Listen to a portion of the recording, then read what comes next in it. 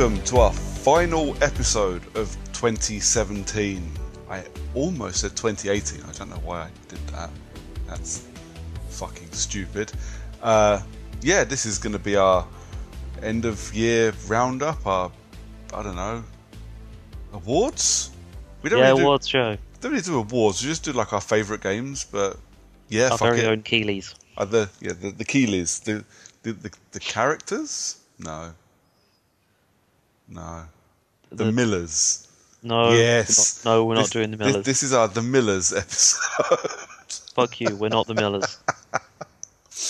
I am hosting this last... Brookies. The Brookie... Fuck you. Douchebag. Yeah, fuck you too. I'm hosting this shindig. There's no beer. How is there no beer and yet... It's an award show. Yeah. And we're not drunk. I'm not drunk. It kind of But feels we're wrong. also not molesting anyone, so we're certainly better than Hollywood. Well, this is true. You know, we're not at a Jimmy Savile party. We are all good. I'm hosting this week, as clear is plain and clear at this point. And joining me, as always, is my good buddy John. How are you, mate? I'm good. All good. Good. You are looking forward to Christmas?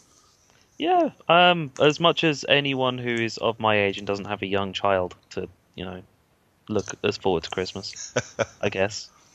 It's a few days off work, and you usually don't have to drive anywhere, so you can have a beer or two, and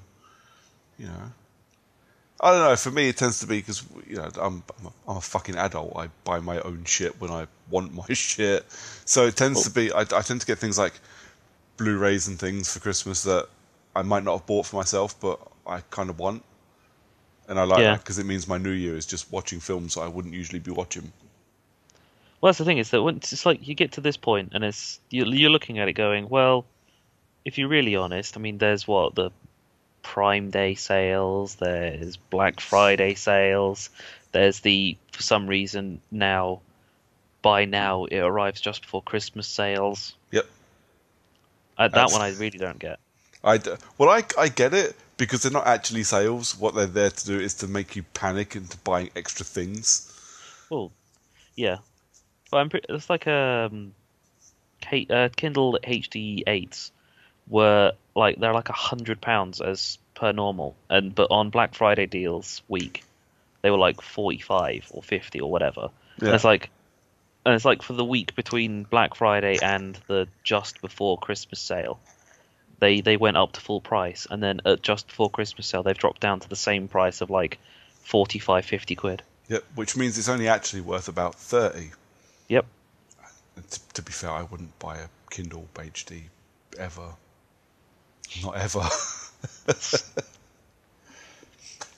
But yeah, it's we're not going to bother doing any news because there's nothing to talk about really. I was just browsing over the news. A lot of random news stories turning up today about companies shutting their online servers down in like January and February. Yeah. Well, it happens every year, isn't it? It's the winter shutdown of the services that just shouldn't be alive anymore. Yeah. Very rarely there's one that people actually go, ah. I have to admit, because one of them, I saw it today, Guerrilla announced that they're closing down the Killzone 2 online servers. Killzone 2 is a fucking old game, man. Yeah. I'm impressed it's been up and running this long. So, that's all good. It's a shame, but I don't spend any time on their servers anymore, so what am I going to do? Get up in arms about it and then not play it anyway? True. Well, it's like when they eventually shut down the Halo 2 servers, it's like all of a sudden everyone just flooded to playing Halo 2 so they couldn't. Yeah. And in the end, the Halo 2 server shut down like 6 months later than they should have done because people weren't. But they just did the obvious, which was as soon as you disconnected, you couldn't then reconnect. Yeah. So eventually it fell down to the last 2 people playing Halo. Just forever, always playing Halo. But apart from that, there's not really any news. There's nothing. I'm not going to talk about the fucking Game Awards because it was now 2 weeks ago and it was shit.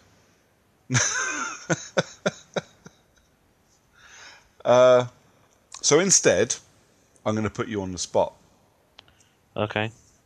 Instead of talking about the news, I'm just going to say, how was your 2017, mate? We're in the last episode of the year. How was your 2017? My 2017. My 2017 was odd. I mean, I looked through the list of 2017 games, and I just went massive list, and there's like I played like 8 of them. What about outside of gaming? Um, well, It was just another year. it's just another year. It's just another year. I got older. Um, We all Stuff do. happened. Yeah. I don't think anything special happened. Nothing of note. Nothing worthwhile people knowing about. God, Huh. How fair how enough. about you? Mine was weird. It was up and down, mostly up, I think, for the most part. You know, we started doing this thing on our own. True.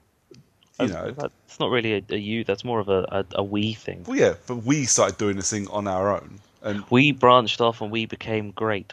yeah, but it was. But what I mean is, that made 2017 pretty good. Yeah. A couple of years ago, we wouldn't have thought of doing this. No. So And even if we did think of doing this, we wouldn't have been able to do very good at it. no. So yeah, I think we're doing all right. We've done this. A weird one, like went to EGX again. I know, okay, last year I didn't go, but I go most years. But this year, although the show was a bit lackluster, it felt kind of cool because we went together and Yep. we met people and had a Yep. laugh, and it was a good weekend. Had a shoddy fucking podcast come out of it, but it was Yep. a good weekend. Next year we're gonna have character unlock shirts. Yep, purple and blue ones. No, Yeah. is that Viking colours? No, we're not doing that. No. Blue is Patriots colour, so you can Yeah, have blue that's for the- Patriots and purple for Vikings. Yeah, we'll do that. That works for me. It's exactly what we want. Yeah. But like me stuff, I started my new job, which was fucking awesome. I got away from the hellhole that I was in, thankfully, and I've not fucking looked back. I genuinely, mate, I've never been happier. I wonder how many people are listening to this who worked at that same place that we. To be fair, we both worked there. Yeah. I just got out earlier. I saw the light much faster than you managed to. Yeah, the weird thing is, I was saying this to Boss the other day because actually yesterday, as we record, I officially passed my 6-month probation Okay, with flying fucking colours, which I was quite chuffed with. it's not difficult to pass 6 months of probation. But it's not. But this is the thing. I've spent the last 10 years working in a place where I was pretty sure I was absolute cack at what I do. Yeah, I think the only person who didn't think you were absolute cack at what you do is the person that you're currently talking to. Well, this is it. So actually, to walk into a place and, I don't dread going into work in the morning.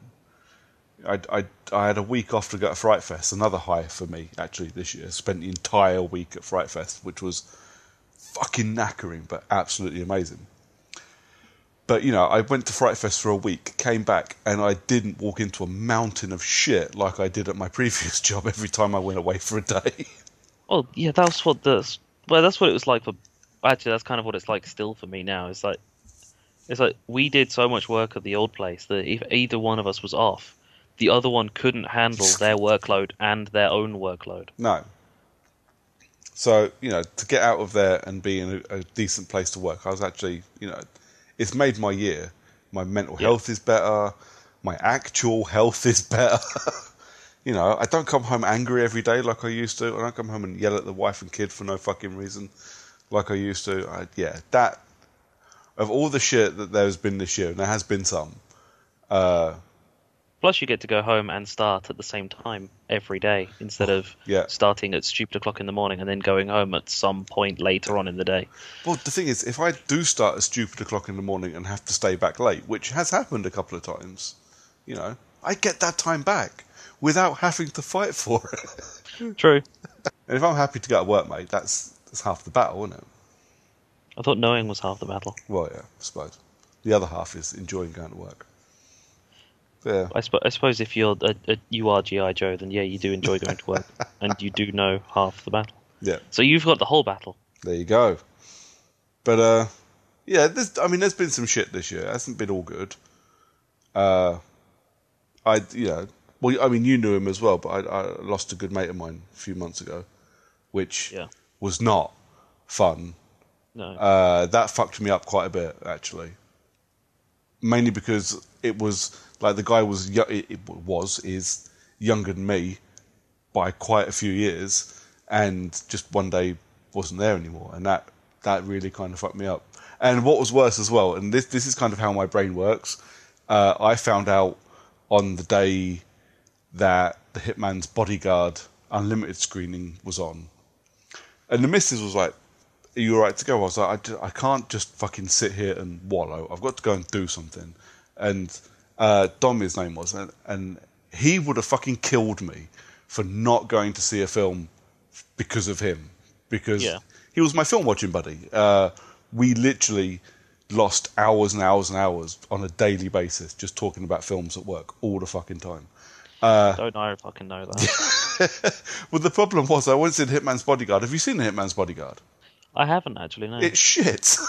I walked out of there and thought, now he'd fucking kill me for going to watch it. What a wank film that was. But yeah, it was. That was weird. It's been a while since I've had to deal with something like that, and that kind of fucked me up a little bit. But that was probably the worst part of my year. I'll talk about him a bit more later on. One of my favourite podcasts has now stopped being a thing, which really kind of sucks. Bunch of douchebags. I know, cunts. Have some longevity. All right. 5 years. Who do you think you are? Anyways. But yeah, that was my 2017. Ups and downs, mainly ups. And, you know, a much better year than my 2016, to be fair. My 2016 was not good. So, yeah. It was all right. But Good. the reason we're here It's for the brookies. is for the Millers. Fucking brookies, cunt. So, well, you threw a spanner in the works this year a little bit, didn't you? So last year, So last year we done this, our best and worst of the year episode, and when we were talking like over the week, you were really struggling to put a list together. I was really struggling to put a list together because I was struggling to find 3 games that I actually liked from the year. So we've kind of shaken it up this year, and instead of like last year, we've done our 3 best and 2 worst. So instead of that, we just kind of show, and because mine basically mine's 3 best or 3 good games of 2017, my 3 favourites of 2017, and 2 that just disappointed me. But we just said we'll just do 5 games that you feel you need to talk about, whether they be great or you wanted them to be great and they were shit. The only caveat is you have to justify it when you start talking about them.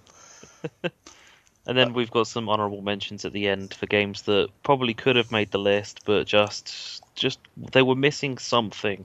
Whether it being, you know, the ability to play it for more than 10 minutes, or just they were good, but they weren't quite as good as one of the others. Yeah, I'd agree with that. Yeah. So do you want to go? You have to tell me what your 5 games are, but let's start with your number 5 of whatever it is, and we'll go back and forth. So what's your 5th one? My 5th element. Fuck's sake. Yeah. I'm going to punch you in the dick so hard. Okay, so my number 5 game on my list of games of 2017 is actually a game that I came out quite early on in the year, but I only recently got a chance to play it like in the last week because it went on a free trial this weekend just gone. Okay. As Injustice 2. Yeah, man. So, I mean, I've said this before. Anyone who's listened to this podcast, whenever a fighting game's mentioned, I'm not good at them. I'm not at all. I will prove this when I say first fight on story mode. It's on very easy. I barely win. The second fight, still on very easy. I lost.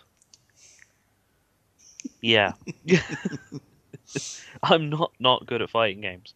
But I powered through it. Just because I'm a huge DC fan. Like, I'm the DC's #1 fan.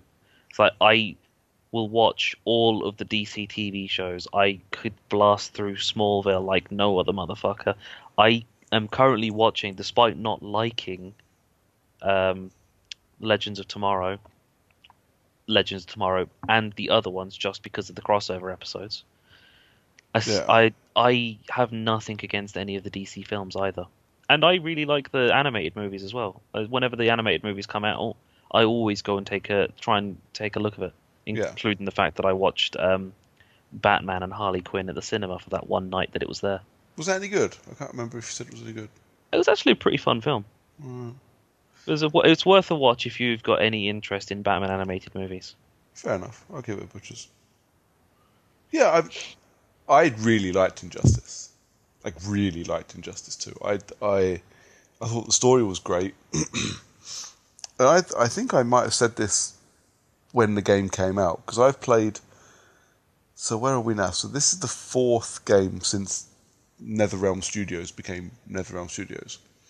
Yeah. So we originally had Mortal Kombat, which was Mortal Kombat 9, then Injustice, Mortal Kombat X, Injustice 2. And each one of those has had a story mode. And I've actually really enjoyed the story mode to all of those.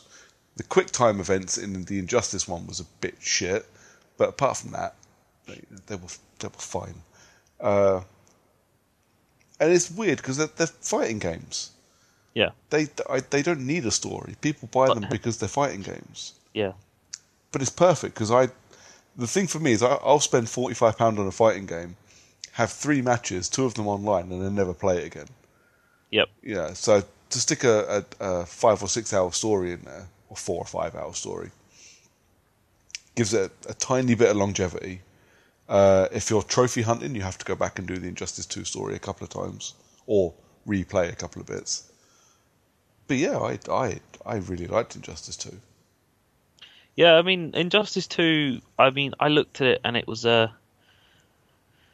story mode itself was actually really fucking good from what I played so far. I mean, the trial was only good enough long enough to go as far as beating Gorilla Grodd, who is, still a really good fucking villain. Yep. That's like the 3rd or 4th story mission thing. Yeah, so the first one's the Batman. Shit, who does Batman end with? Robin. Yes, ends with Robin. Yeah. You face a couple, and then it goes back in time or something, and then you go back into the present day. You face Robin at the end. Yeah. After fighting with Superman for a bit or something, maybe. Yeah. I mean, it's not that important to the conversation. No, and then it's you play with Harley Quinn, which is actually pretty good because you get the fight with Joker. Yeah. From the Scarecrow gas. Yeah. But the list of characters in there is fucking brilliant, and it's just getting longer. Yeah. So, but after playing it and getting as far as Gorilla Grodd, do you know what I did? Go on him. I watched a YouTube video of the Injustice 1 story cutscenes in gameplay. It took 3 hours. It was like 3.5 hours of just YouTube video of me watching. Yeah. Of watching Injustice 1 just so I could get what happened. Yeah. Really fucking good Injustice 1 story. It is. It's really good. Who's the bad guy? The big bad. It's Brainiac's the big bad guy in Injustice 2, isn't he? Yeah. Yeah. I like Brainiac. A guy who I know nothing about. I know who Brainiac is, and I know that he shrunk the city and put it in a bottle because of the Big Bang Theory. Literally, that's how I know who Brainiac is and what he done. Because I remember stupid shit from the Big Bang Theory. Brainiac's cool because Brainiac has got many versions of it. Oh, okay. Yeah, pretty much every time Brainiac's beaten, he evolves and becomes Brainiac 2. Then it's like, and one of the later ones is Brainiac 5, who in certain universes of it, Kara falls in love with, and then they just that sort of happens. Fair enough. Yeah, and what I liked about it, actually, especially in the story, especially, is you don't need to be a DC fan. No. To play it, you don't need to be a DC. You could be a fighter fan, just in general. Yeah. It probably helps to know. I mean, I know a little bit because I watched most of the TV shows for a little while at least, so I know who some of these characters are. And I mean, you and me have had this conversation dozens of times. Like every time there's a new fucking comic book movie, and there's someone that I don't recognise, I go and Google them because they're definitely from something. I just Yeah, they don't know don't who just they appear are. out of nowhere. No, and then I end up in some weird fucking DC Marvel Wikipedia rabbit hole. Yeah, I actually had to look up Steppenwolf briefly because I couldn't, for the life of me, remember him at all in any way That from was, Justice League. which is ironic considering he's completely forgettable in Yeah. Justice League. And this coming from someone that actually didn't mind the Justice League movie. Yeah, he was. There was so many better characters they could have picked, but I don't know. Yeah. I was disappointed mainly because in the trailers I thought it was Ares coming back. Yeah. Yeah. Which wouldn't have I been like. that much of an improvement, but would have been an improvement. Speaking of Ares, I really liked Ares in Injustice 1 story. Yep. He was very cool. Yeah, is in Ares in Injustice 2? I don't remember. I Pretty honestly cool. do not remember. He's probably quite cool to. It'd be interesting. Like, I really want to go into play more Injustice 2, but I can't warrant spending money on buying it, despite the fact that it was half price this weekend because of my future of gaming next year. So here's hoping for a Super Ultimate Edition on disc to come out next year. There will be one once the fighter packs are done. Yeah. There will, same as Mortal Kombat. We got Mortal Kombat XL. Yeah. Uh, So it'd be the complete edition plus maybe a couple of extra stuff, some skins and things. Yeah. But yeah, because I rented Injustice 2. What came out at Prey came out at the same time as Injustice 2. Came out the same week. You wish you'd done it the opposite way around. I wish I'd done the opposite way around because I still haven't finished Prey. But Injustice 2 I fucking adored, and I want it installed on my Xbox so I can play it with the kid because she loves it. Like we've got Injustice 1 on the PS4. She adores it. She just button mashes and gets to beat me up being Catwoman, and she fucking loves Harley Quinn. Yeah. I'm not sure if it's okay for a 4-year-old to like that character, but I'm well, okay the 4-year-old's with it. not dressing up like Harley Quinn. Well, this is actually true. Or Catwoman. Yeah. Or But any DC have you seen the character. fucking the super move that Harley Quinn has in Injustice 2? The hyenas. Yeah. That's fucking hardcore. And she done it, I was like, oh shit. That fuck. I was like, you've fucking seen it now. There's nothing I can fucking do about it. Actually, I was looking into it. It's like the Joker's super move has gotten more and more tame with each iteration of the Joker in Fighters. It was like Mortal Kombat versus DC. His super move, I don't know what they called him, brutality, because they couldn't have fatalities. Yeah. His brutality was pretty fucking hardcore, where he pulled out like 3 pistols and only 2 of them worked as actual pistols. Yeah. But yeah, they've kind of gone more slapstick with the Joker. Yeah. As the years have gone on. I think that's okay though, because we've gotten a few characters who have got some quite nasty moves. Like Bane in Injustice 2 is proper wrestler Bane. Yeah. And his wrestling moves in it look fucking painful. Like, they're actually quite hardcore. I'm trying to think. I'd imagine that Gorilla Grodd's super move would be quite entertaining. I can't remember it. I can remember most of them because, again, basically when I play with Nikita, she beats on me until her super bar, her power meters full. Then she double taps the shoulder buttons or the triggers and then does her super move, and that's just it. You know. And the only time I ever fight back is if she hits me with the same move more than 3 times in a row. And then you put her to the sword. I beat the shit out of her with the controller and then play the game. Yep. As it should be. Yep. So yeah, so I tend to see a lot of the super moves a lot, but that's also the reason why I don't play Mortal Kombat with her. Because super moves are far, far less mentally scarring than X-ray moves. True. I'm pretty sure the Flash's super move involves him, traveling through time. Yes, he grabs you, and oh no, that's Injustice 1. The Injustice 1 one is he grabs you, runs, smacks your face into the Sphinx so the nose falls off, runs in the other direction, slaps a Tyrannosaurus Rex in the face with you, and then comes back and punches you. It's fucking brilliant. I thought that was... I'm trying to think... Like, he literally hits you with a dinosaur. Yep. No, that is Injustice 2. Yeah, I was going to say, I'm pretty sure that the Flash's super movie in Injustice 2 is definitely him fucking with the timeline. Yeah. Just like what Barry Allen really likes to do, just in general at the moment, is just fuck with the timeline. Pretty much the reason I don't watch Flash anymore. So everything is to do with him fucking with the timeline. I got so sick of him trying to make things better by fucking things up more and not learning. I was like, you're just a whiny bitch that isn't learning a fucking thing. I can't watch this anymore. You're literally just now watching Butterfly Effect, the TV show. But this is the thing, like, because like you say, you watch all of the TV shows because you can understand the crossovers. I now don't watch any of them because I really like Arrow, but that's pretty much the only one that's got any staying power for me. At 6 seasons in, I will still watch Arrow, but I have to miss massive chunks of it because I don't understand what's going on from the 3 other shows, so I just don't bother anymore. Yeah. Supergirl's gotten quite good if you actually get around to it for this season because they've brought Rain into it as a for the villain. Cool. So Rain's basically Supergirl's answer to Doomsday. In the simplest terms for it. No. I know that I've probably just offended so many other comic book fans by saying that. But in layman's terms, for you to understand, Rain is Doomsday for Supergirl. Fair enough. Cool. So yeah, Injustice 2. Yep. Good choice. Yeah, I thought so too. So how are we going to go? What's your number 5? Well, so my number 5 is going to be my third best of the year, I think. So I'm going to alternate it, so I end on my best one of the year. So my third best of the year is Assassin's Creed Origins.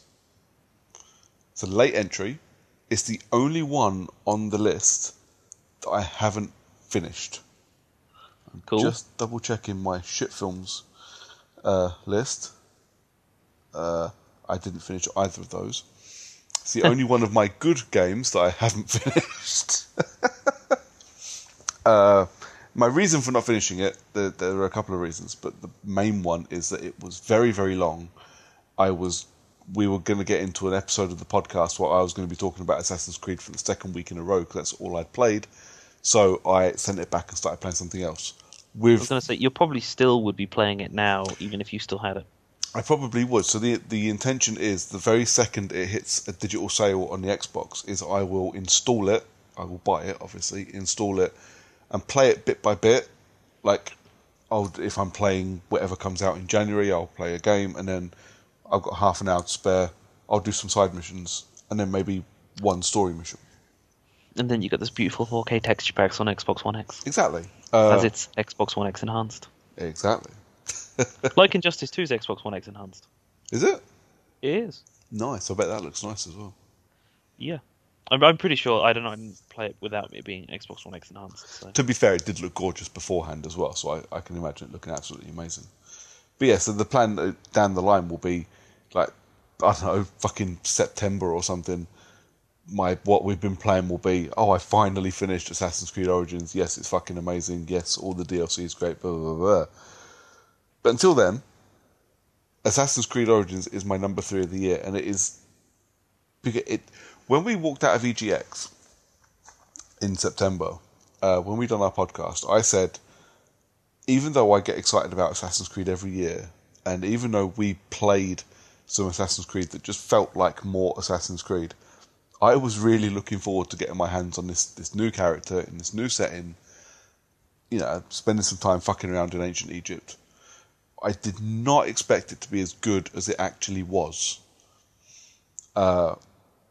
It's taken the Assassin's Creed model and it's evolved it so well that you get like a pyramid. It's exactly what it is. It's a pyramid. You get a pyramid of people that you have to kill off as your targets, and as you kill them off, more of the story is revealed. And this is most of the Assassin's Creed games have been like that, but the story is so interesting from a lore point of view, from a a history lover's point of view.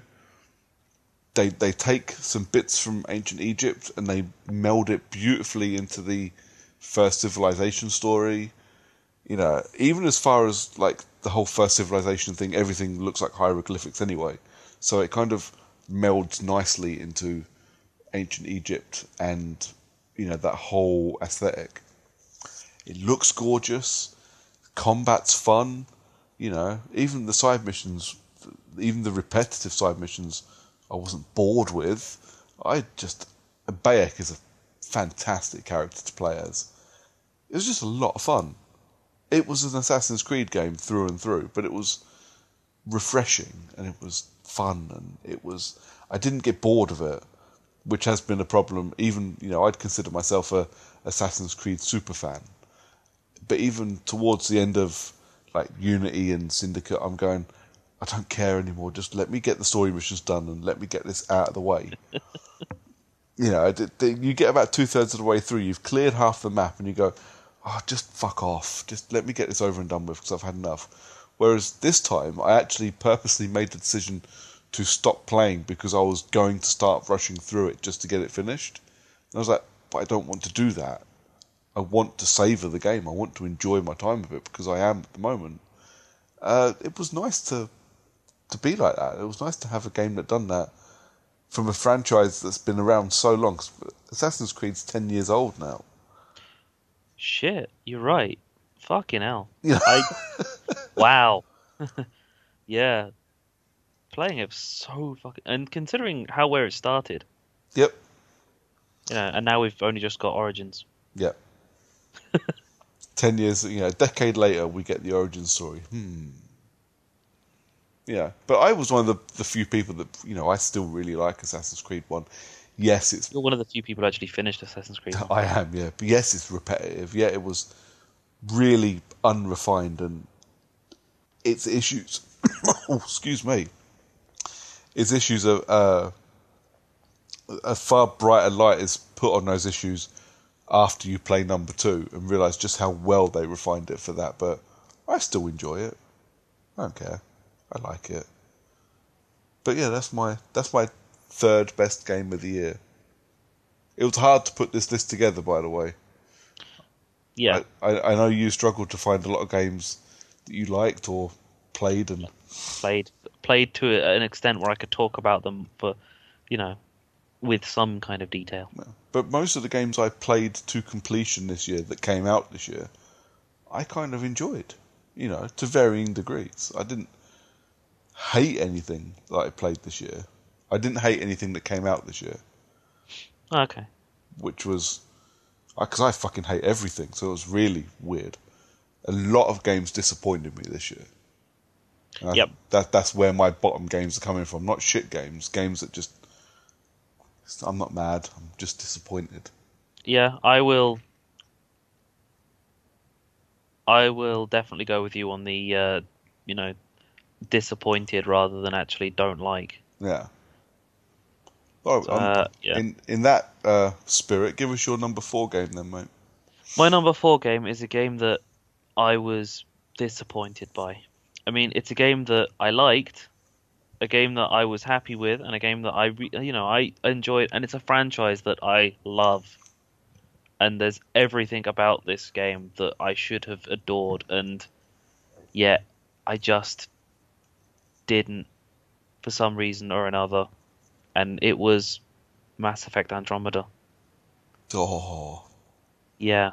Oh. I mean, I take the piss a lot, mostly justified, at Mass Effect and your love for it, but I did feel sorry for you when this game came out, because I knew you were looking forward to it, and instantly you could tell it wasn't just people hating it because they wanted to hate it. You could tell people were just so gutted that it didn't turn out how they wanted it.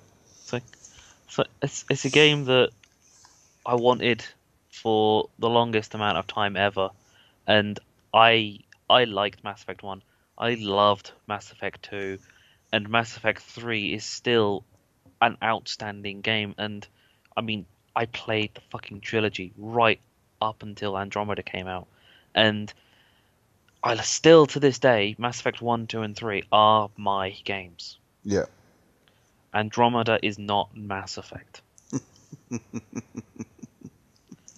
Drop Mass Effect from the title. Yeah. Have BioWare release it. Just a space game, different galaxy. You know, fuck everything else off that is even remotely close to the Mass Effect franchise on this one, and Yeah. you've got a game that might have been okay. You add the Mass Effect name to it, you've instantly got yourself a fuck ton of extra sales, and you fucked off a massive fan base. Yeah, because there's an expectation of quality with that name that it didn't live up to, if I Yeah. understand, because I didn't play it. It didn't even hit my radar. It's a game that deserved better, for fans that deserved better. Yeah. But when you release a game, and what you do is you release the game with it's just maps. You give them 5, maybe 6 planets. Yeah. You make the maps fucking huge. You add fetch side quests that don't show up on the radar because you don't get a mini map. You don't get an actual radar. You just get a compass at the top of the screen, and the compass at the top of the screen gives you a little icon in the location of a side quest that you've selected. Yeah. Even if you select these fetch quests, you get nothing. You just randomly find stuff on the ground occasionally. And then God. when you find one, it then says, oh, you found one of these. Kicking around, you might find 5 or 6 others. Does it tell you where those 5 or 6 others might be? No. Not in the fucking slightest. I don't think I finished a single one of them. And I finished almost every other fucking mission. Yeah. I tried desperately to enjoy this game. I didn't. And I think if you were to actually go through and do an actual count up of the amount of time spent doing the story and the main side quests, you've probably got all of about 15 hours of gameplay. Bloody hell. And this is a game that it's like maybe 60 to 80 hours worth of you playing it. That's how big, stupidly large the maps are for no reason. That's how much time you spend doing stuff that's completely irrelevant. Yeah. It's just proper, fan fucking. And EA have completely ruined themselves when they've done this. We're gonna, kill off every single franchise or anything that doesn't feature a fuck ton of microtransactions and a copious amounts of shit multiplayer. Yeah. Well, I mean, there are none anywhere on my notes, I don't think. So, yeah, this was not a good year overall for EA. Was EA as a publisher, they've fucked fans over and over and over again. They've fucked studios, BioWare included, I think. EA deserve a third golden poo, I think, this year. Yeah. There are no other EA games on my list of these titles and this game wouldn't have made it onto my list if it wasn't for the fact that it was such a disappointment. No. Is that there are other EA games that I was disappointed by. There's other EA games that I think should be on this list in other reasons, but I don't want EA to just get any more publicity for this. No, fair enough. I think they're actually making money off of how shit their stuff is at the moment, because people are saying, "Oh, this game's shit," and and all this crap, and then people are going out and buying it, thinking, "Oh, it can't be that bad." No, this is the problem, and especially when they get big franchises. Not even Mass Effect big, because Mass Effect is a big franchise for gamers, but they've got the fucking Star Wars license at the moment. Not for long, I guarantee it. But, and we've talked about Battlefront to fucking death. But with a big name like that, they make millions off of that. And it doesn't matter how bad their controversies are, how much they are fucking fans over. The other side of January, now that we've had The Last Jedi come out, people have forgotten about EA's loot box bullshit. and now they're selling. I guarantee they're going to sell a crap ton. They're going Oh to. yeah, and we'll get a DLC pack come round that'll have a random character that was in the franchise at some point. Yeah. So I don't I don't hold much love for EA this year. I don't think I've played many of their games, although I'm really enjoying Need for Speed Payback. But that I won't have that finished until next year, so we can talk about that a bit more next year. But yeah, EA as a whole, I think, have had a really shit year. They've been cunts for most of 2017. Yep. I will be glad to not give them any money in 2018. The biggest problem I think we've got with Mass Effect Andromeda is the fact that we're looking at E3 they showed off Anthem. Yep. And people were looking at it going, oh yeah, Anthem, that's they clearly moved all of the BioWare money and all the BioWare into building Anthem, and that's why Mass Effect Andromeda was so shit. Yep. And now EA have proper turned around and been like, yeah, we're all single player games are dead in the water. No one cares about single player anymore. Yep. What the fuck's going to happen with Anthem? Well, I'll tell you what's going to happen with Anthem. Because EA this isn't the first time EA have done this. They've done this, 8 years ago, 5 years ago with Knights of the Old Republic. Their big old MMO their Star Wars MMO that they built and spent millions on, because they saw how much money World of Warcraft was making and they wanted a piece of that. How long? It was less than a year before it was free to play. Yep. Because people bought it, got to the end game, and stopped playing. In the month, they got free in their subscription. Yep. People didn't want to pay for another subscription MMO. And the exact same thing is going to happen to Anthem. Again, we've said this 10 times since E3 and since the EA started being dickbags. They're trying to be Destiny. And as much as Destiny hasn't lit the world on fire this year, people don't want two Destinies. They have Destiny. People that want to play Destiny will play Destiny. You'll get Anthem. People will play it for a little while and then go back to Destiny. This is how these big franchises work. It's kind of what's happened to The Division. I mean, The Division has picked up a bit more steam with it going, there being a new DLC content coming out for it. But it's still, people are playing it, and they'll do that DLC, and then they'll move on to something else. They'll probably go back to playing Destiny, or they'll play something else that's similar. Yep. But even Destiny 2's fitting onto the people aren't playing Destiny 2. There's actually probably more people playing Destiny 1 than there is Destiny 2. Yeah.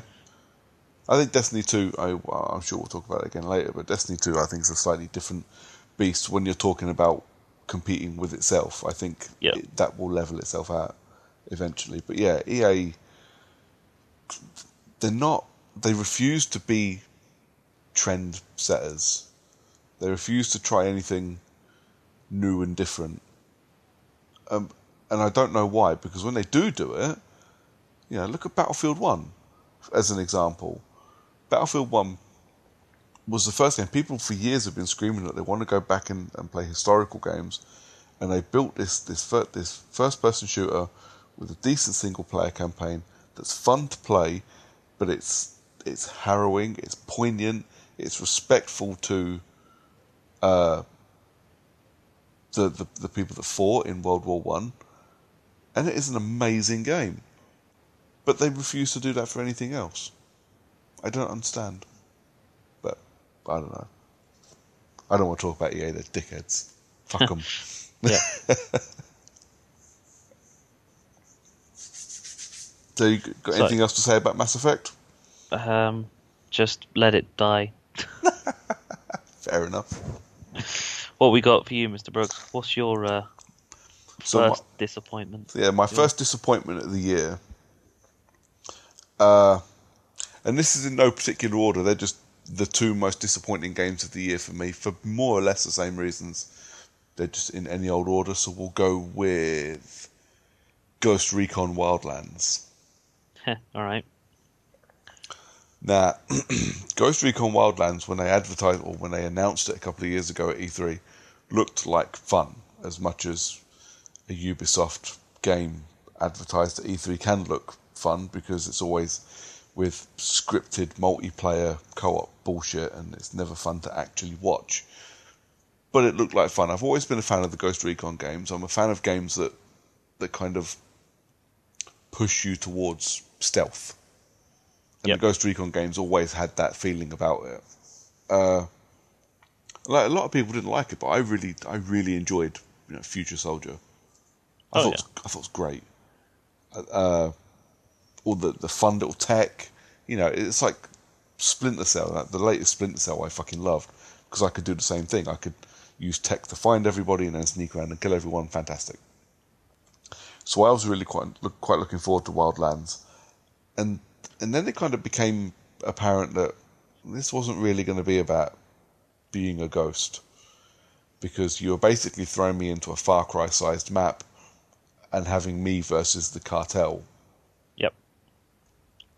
But I wasn't completely put off. I was still sold on the idea of Ghost Recon and, having a bit of a laugh. Could be fun.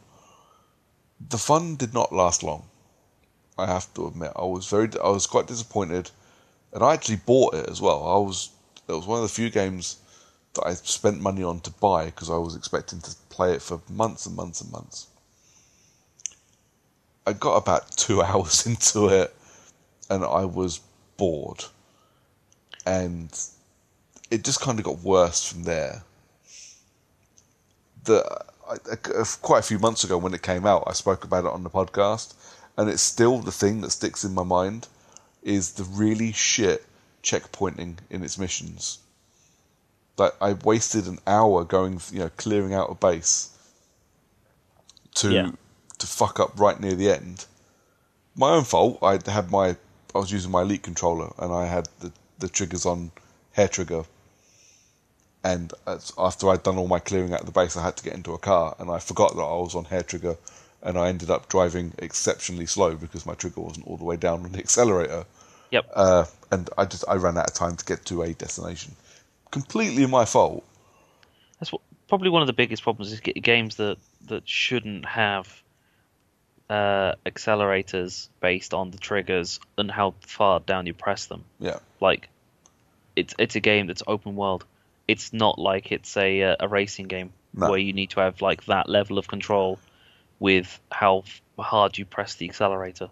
But the thing is, overall, I'm quite happy to accept that I fucked up, because I did. I should have realised. I should have clicked off the hair triggers, and I should have gone. What I shouldn't have had to do is, after I fucked up and ran out of time, have to spend another hour clearing out that entire compound again. It should, any normal game, and I do mean any game, would have checkpointed the second I interrogated the guy that told me I needed to go somewhere. So when I fucked it up, the checkpoint would have kicked in, I'd have interrogated him again, and it would have been get in car and drive. But when I fucked up, and again, completely my fault, but when I fucked up, and then I had to do that entire thing, I went, no. Just no. Because it's taken me 3 or 4 attempts. I've wasted 4 hours doing this. Just no. Absolutely fucking not. I came away from this thing thinking, the game is it's completely against me. This is not fun. That is not a way to elongate your game. That is just a way to piss me off. So it got traded in. But I was really gutted. I really wanted it to be good. And Ubisoft, for better or worse, have been on a bit of a roll recently. They're releasing more good games than bad. In the last year or so, at least. But yeah, this one I was really excited. I was excited for Ubisoft releasing another good game. No. Absolute wank. And I was so angry about it. And just so disappointed. Just so disappointed. Yeah, I'm really glad I didn't pay to play this game. Because I think I had a similar situation to you. It's not. I don't know. I say that it wasn't the checkpoint thing. It was that I was bored right from the start. It's like you start the game off and it seems interesting. Yeah. And then you actually start playing it and it's like, well, clearly this game's designed to be played with multiple people. I have a look at my friends list, and all of them had like a copious amounts of time off at the time or whatever, Yeah, and they're all sitting there, um, you know, 50 plus levels ahead of me or whatever the level cap was, and yeah. I'm just starting the game, and I'm looking at it going, well, this isn't fun. No, If I invite them to my game, my enemies get tougher. They can kill them, I can't. I yeah, go into their game, and none of my stats are high enough for me to do anything. It's like they have a stealth stat, yeah, and that stealth stat is an arbitrary number of, and mine's so low because I just started, that I could be crawling or lying down in the middle of the floor, nowhere near anyone yeah. in their game, and then I set an alarm off like 50 miles away because they can smell my farts or something. Yep. And this has been a problem with me for gaming for a couple of years now. And I feel like a broken record because it comes up a lot. I'm not a co-op gamer. I'm not. I love playing with other people. I love playing with my mates. You know, when you and me play together, it's always a fucking laugh. Yep. But Even though I've the game probably shouldn't be a laugh. well, no, exactly. But I've got a job. You've got a job. You and I have both got a family. We both have things that we do. You know, organising time to play with your mates is tough for me. So, if you create a game that you're going to base it around playing with your mates, I will still try and play it, but I don't get the best enjoyment out of it. No. You know, and the other one is I can't be one of these twats. I don't mind playing with randoms. I grew up playing multiplayer games when you couldn't really do it with your mates if you were doing it online, or you could. It was tough to play with your mates. You would always play with randoms. You know, that's how far back my gaming goes. But so I don't mind playing with randoms. But what I don't want to do is I don't want to play with people that actually play like they're special forces guys. Because the first cunt that says tango down over the mic, I'm disconnecting from the game. Oh yeah, you don't want random, I don't know, Johnny Marine Exactly. thinking that they are, kill confirmed sniper, extraordinaire, the man who Yeah. gets, 150 kills in Afghanistan, Yeah. despite having Some never even douche been canoe near a real called gun. XX smoke weed every day 420 XX. Fuck you. That Fuck was my all of gamer you. tag before I was going to be Long Dong Silver. So, Fuck anybody that puts 420 into their fucking gamer tag. You all cunts. anyone who puts X's in their gamer tag as well. Anyone who puts random numbers in their gamer tag. Well, that's me. Just no, I said in the gamer tag, not at the end. Fair enough. Nope.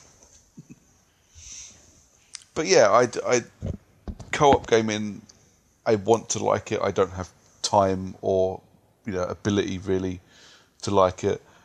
We'll talk about this a little bit later on, but I'm trying to organise playing some co-op with one of our mates from the Last Save Loaded podcast. Yeah. And I'm really looking forward to playing with him, but I'm terrified that I'm not going to have the fucking time. You know, and I shouldn't be worrying about playing online with people. But yeah, the Ghost Recon, I'm sure it's better if you play with your mates. That's going to come up a little bit later on again as well, but I'm really disappointed. It could have been so much better. It could have been something special. It instead was just a generic Ubisoft map with a generic army guy, and it was not good. Yay, generic army guy. Yeah, man. Mr. Miller, what's your number 3? So, I'm going with... Now, this is a weird theme, I think, for me, is that I'm going for this... It's a game I didn't originally like. Okay. So, it's our first proper game, as Character Unlock, the business that we are. The first game we've been given to review, to play, and to sort out. Yeah. It's F1 2017. Cool. As you know on the podcast, if memory serves rightly, I said something along the lines of the graphics seem rather cartoony. Yeah. Well, yes, you were thoroughly unimpressed. I just did not. The game did not look good, and it played almost no better whatsoever to what it used to any of the previous ones. Yeah. Then Xbox One X Enhanced Yeah. happened.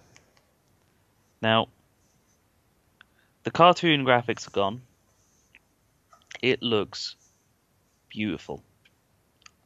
It looks so beautiful now that actually my current Xbox dashboard background is a screenshot from F1 2017 of Spa in the rain.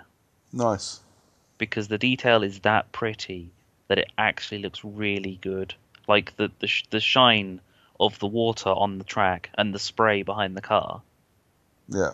It makes it look phenomenal on the Xbox One X. Yeah. That's So good. I'm pretty confident the Xbox One X enhancement is pretty much just HDR and improved textures because of the HDR. Yeah. So it's the game looks fucking phenomenal. And if we go into, the whole trying to organize time to play with friends and all that, and the how difficult it is for me and you to organize time. Yeah. F1, I'm proud to say that I can go with. I've not needed to organize time to play with friends. I've got a friend who, if I'm on and he's on and we just happen to be playing on F1, like we could be in the middle of single player stuff. Yeah.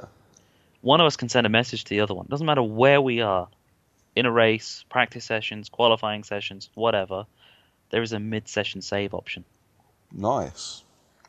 I can pause the game mid-corner or whatever, and then mid-session save, quit, do an online race in an online championship. Just me and him. We've got ourselves a little team. We're playing as Red Bull between us together. Yeah. And we'll do a race, or we'll do a practice session and a qualifying session and a race, and then we'll do another qualifying session and a practice session. And we might not do the race because it's gotten a bit late and we're getting a bit tired because we've just been doing a load of races. But I will go back and I will go back onto, and it will load that mid-session save as if I've just done a flashback. Nice. The classic racing game flashback of 7 to 10 seconds. Yeah. And that's really cool. It works perfectly. It's something that racing games have needed since endurance has happened in racing games especially. Yeah. The second you're having to do more than 15 laps of a track, yeah, you need the ability to pause it and then do something else for a little bit because you're getting fucking exhausted mentally. You're talking to a guy that got the platinum trophy on Gran Turismo 5? Yes, 5. Yeah, for finishing an endurance race. Which includes finishing a 24-hour fucking race. Yeah. That's in real time. Yep. They can fuck right off. It's the only racing game... No, it's one of 2 racing games I have the platinum on. I will never platinum another racing game ever. Didn't you get that one before they added on the ability to mid-session save? I don't know. I know there's a lot of people out there that did get it, and there's a lot of people who whined and moaned constantly because of how fucking hard it is to do a 24-hour race when you need to sleep at some point. Because I must have done it after they gave the ability to pause it, because there's no way I would have sat for 20. Not for a racing game. No. Other games, yes, but not for a racing game. And because I basically platinumed Gran Turismo 5 just to say I'd fucking done it, just to be that twat that went, yeah, I fucking done that, and fuck you. It was basically it was to send to our old workmate Paul. Yep. Who used to love I miss Paul. Me too. I haven't spoken to him for ages, but he loves his racing games. So I sent him the picture. Just look at the trophies I had to get this. Yeah, I don't think he's spoken to me since. But yeah, the endurance races are a bitch, an absolute bitch.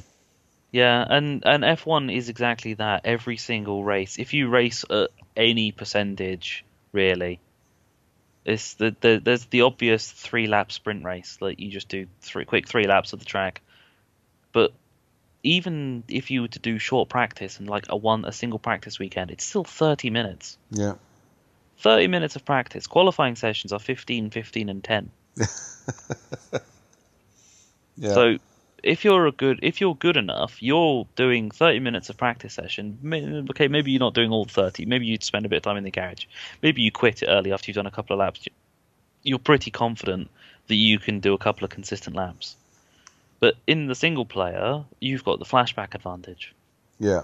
Multiplayer, you don't have that, obviously. In online co-op or online championships that we're doing, I'm second in the championship behind my mate because I've had 3 races in a row where I've gotten 2 points and no points in both of them, in the other 2, because I fucked up royally at something really fucking stupid. Yeah. Like, we were just doing Canada, and I fucked up one of the corners in the first qualifying session. Fucked up one of the corners before I'd even done a timed lap. So I was like, fuck it, I'm going to go back into the pits and redo my fuel so it's a bit lower, so I've got, a bit lighter. Yeah. Change the tyres so they're brand fresh ones. So I was going to dive straight to the pits as fast as possible. Because it's Canada, the pit straight is at the end of the longest straight. So there's no corner before it. It's hit it as fast as you can and brake as you're about to go through the speed limit trap. Yeah. He was directly in front of me. He was going to take the last corner and not go into the pits. I say directly in front of me. He was quite away, quite a distance, but the braking zone's that much on that last corner at Canada. Yeah. That he was stopped to go around the corner, and I didn't realise until I'd hit him that's what he was doing. Wow. Yep. So I fucked up royally, ruined my qualifying session. I had to start at the back. Yeah. There's another couple of I've had another race where I was second at the time, and I was about to go past one of the lapped cars. And after passing the lapped car, I go in to turn to the next corner, and the guy that I just lapped drives into the back of me. Wow. Spins me round, and I go flying into a wall and lose my front. Fuck's sake. Yep. And another race where I clipped my front wing on a random corner. Yeah. Had to go went into the pits, and because I only did a minor damage to my front wing, it was enough to lose like half a second a lap. So I was actually getting quite slow. And I went into the pits to change my tires to the next set of tires. It was annoying, but it was manageable. Yeah. Went into the pits to do my next set of tires, and they didn't change my front wing because it was set to auto and not yes on the change front wing. You think auto would mean, oh, there's damage, I'll change the front wing. No, that's not what it means at all. No. I don't know what the fuck auto means, because there's auto yes and no. It's either yes or no, really. Yeah. So you don't need one for auto. You need, I want to change my front wing, or no, I don't want to change my front wing. There's no fucking need for the third option, really. Amazing. There's no, oh, I want to change half a front wing. Just the damage bit. Just change that part. It's all or nothing. Yeah. So I then had to go round the track and pit again to change my front wing. Otherwise, I was just going to lose far too much time. So then, because I went into the pits again, that's another 30 seconds I lost, which meant I was further back on the grid, and then it just kept getting worse, and then having to pass cars, and then damaging my front wing again, and then it just, my own fault for not paying attention apparently enough. Excellent. But in the online races that I've done, though, I'm pretty good at racing games, as you know. I do like to blow my own trumpet with racing games. I'm pretty fucking good. But I don't use a steering wheel. I can tell when I'm racing against someone who's using a steering wheel, because they can make corners that I struggle with. Yeah. Because the steering wheel's got much, much better turning than a thumbstick. Yeah. There's actually a corner on Monaco. I can't remember what the name of the actual corner is, but it's a hairpin corner, the most famous hairpin in the world around Monaco. You can't do it with a thumbstick because it doesn't let you turn hard enough. Every time I do it, I have to lose so much speed, or I hit the wall because it's so tight. My friend can do it easily because he's got a steering wheel, and so can pretty much anyone else online who's using a steering wheel. Just handle it perfectly. Yeah. But this game is designed for people with steering wheels pedals, the whole shebang, because it's actually been added to the FIA's digital racing series. Wow. It's actual proper racing. People are getting paid to play F1 2017 currently. Bloody hell. Yeah. I need to get into racing games. Yep. Well, people get paid to do fighters. Yeah. You're actually better at fighters than you are racing games, so it's probably I'm easier to get into that. I'm quite good at fighting games. So. Although then you watch like the guys at EGX in their Street Fighter competition. Granted, Street Fighter is not my game and never fucking has been. But yeah, I watch those and go, yeah, I'm not good at fighting games. Oh yeah, I look at if they were to do it, if they had an actual racing, like I think I'm pretty good at racing games, but I see people and they can do times that are like 10 seconds quicker than what I can manage, and Yeah. I'm pretty fucking good. But when people are like 10 seconds quicker than me in a race with like 3 laps, Yeah. then you know you're not really good enough. Yeah. Which is why I don't do it.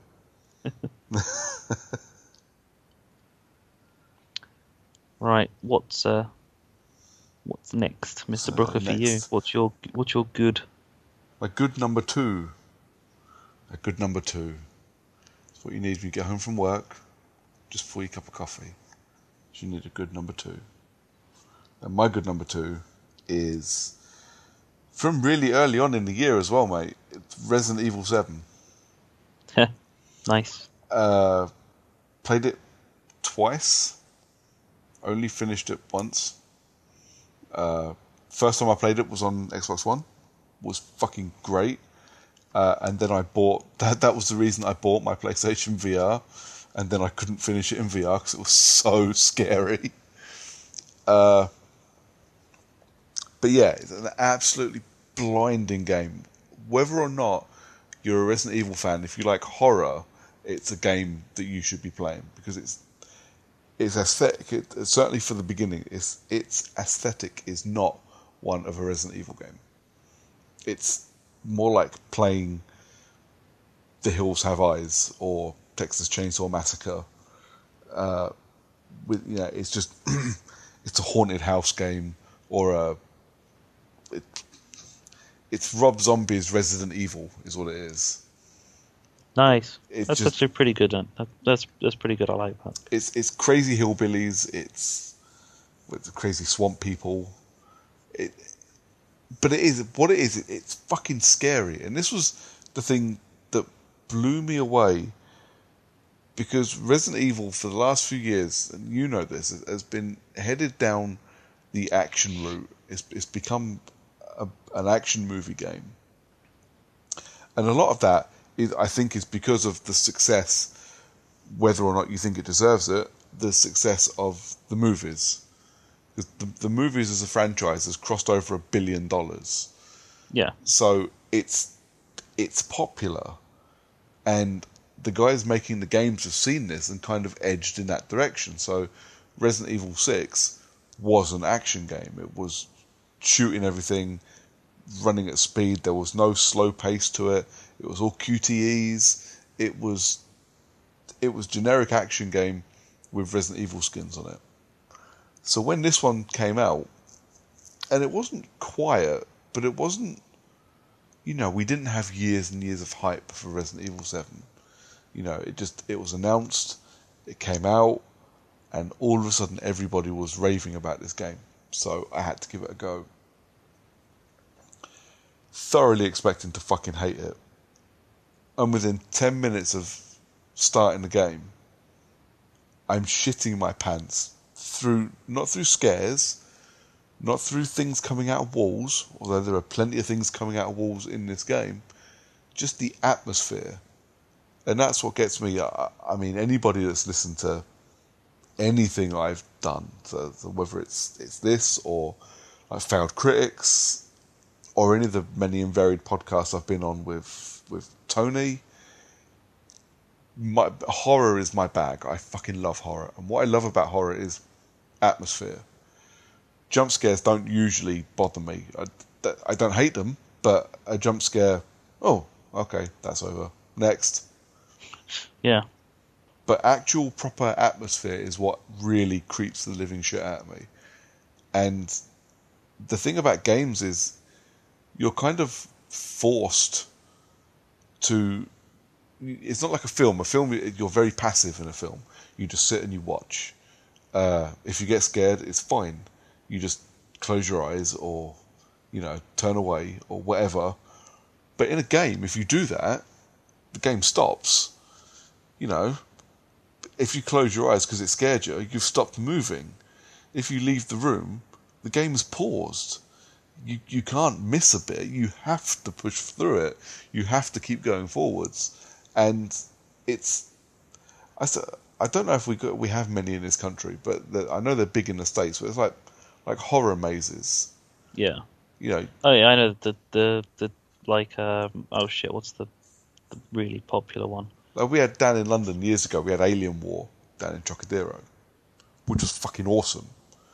But you get like the horror mazes and escape rooms and things like that, and all of these things. You're a willing participant, and you can't just close your eyes and it be over, because you have to finish, And what you can do with Resident Evil is you can turn it off, and you can just never play it again.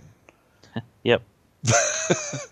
But that's you've always got that option. But if you want to finish it, you can't just close your eyes and get through a scary bit.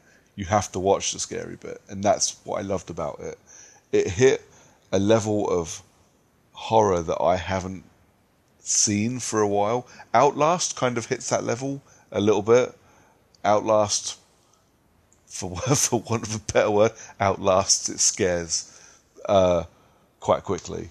The atmosphere in Outlast is good, but doesn't last very long for me. But the Resident Evil, the storytelling with that atmosphere, it's great. And like I say, it's so scary, and that's what I wanted. And there is a point where it stops being scary, and it becomes a bit more Resident Evil-y. But then there's still a couple of scares, and those are the scares that get you, because now you're in it's lulled you into a full sense of security, and you think the scares are done, and then no, there they are again, and now you're shitting your pants. And that's why I didn't finish it in VR, because that was the problem, was I fucking knew what was coming, and I knew I wouldn't be able to handle it in virtual reality, so I didn't finish it. You're just sitting there going, oh yeah, I remember this part. I remember that I don't want to do this anymore. I think I told the story on the podcast, was when I bought it on VR, the thing I do, not just with horror games, with a lot of games, when you set it up and it goes, set the brightness so the middle thing is just about visible, and I just turn the brightness up a bit so I can see them all. Yep. And it's not necessarily because I'm scared of anything, but it's more to counteract like sunlight coming through my windows, or light from the house or something. It's to counteract the glare on my TV for a lot of it. Or just in general, just so that you can actually fucking see. Yeah. Because most games are now, like set the brightness so that this is barely visible and this one is completely visible and you can't see this one. You do that and then you look at it and go, no, I can't fucking see anything. Yeah, exactly. Because you've decided to make this room black. Yeah. So when you walk into the house in Resident Evil, you go, oh, if I up the brightness a little bit, the atmosphere's still there, but scary things aren't quite so scary because I can actually see, so we'll do that. And that's what I did when I played it on Xbox. But then when I'd done it in VR, I stuck the helmet on and I walked around and I got into the house and I went, oh, it's fucking dark in here, I need to change the settings. Went to the settings and you can't change the brightness. I took the thing off my head and just went, fucking no, I'm not doing that.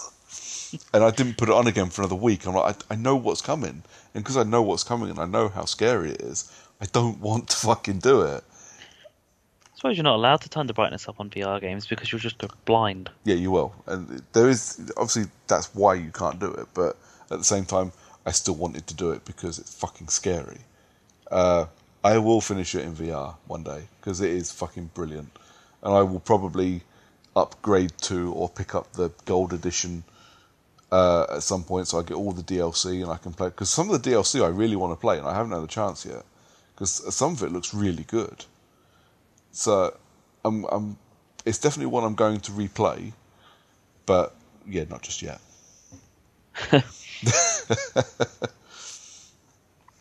So what's your where are we at now? Too bad. Too bad. That was my So what's your number 2 game then, mate?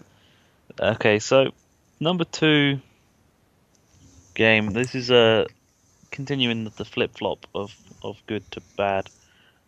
It's a game that I was, to lack of a better, I'm going to go with your disappointed by. Yeah. I'm going to go with, this is a game that I don't know where to fucking begin with this one. I really don't. It's just, you know what's coming. I know what's coming. A lot of the people out there might actually have an inkling to this because it's just, I know exactly where to begin. Throughout most of 2017, I have played Destiny 1 because the Age of Triumph and the free DLC that it was at the start of the year turned Destiny 1 into the final product. The game that what it should have been right from the go. It was the story from start to finish.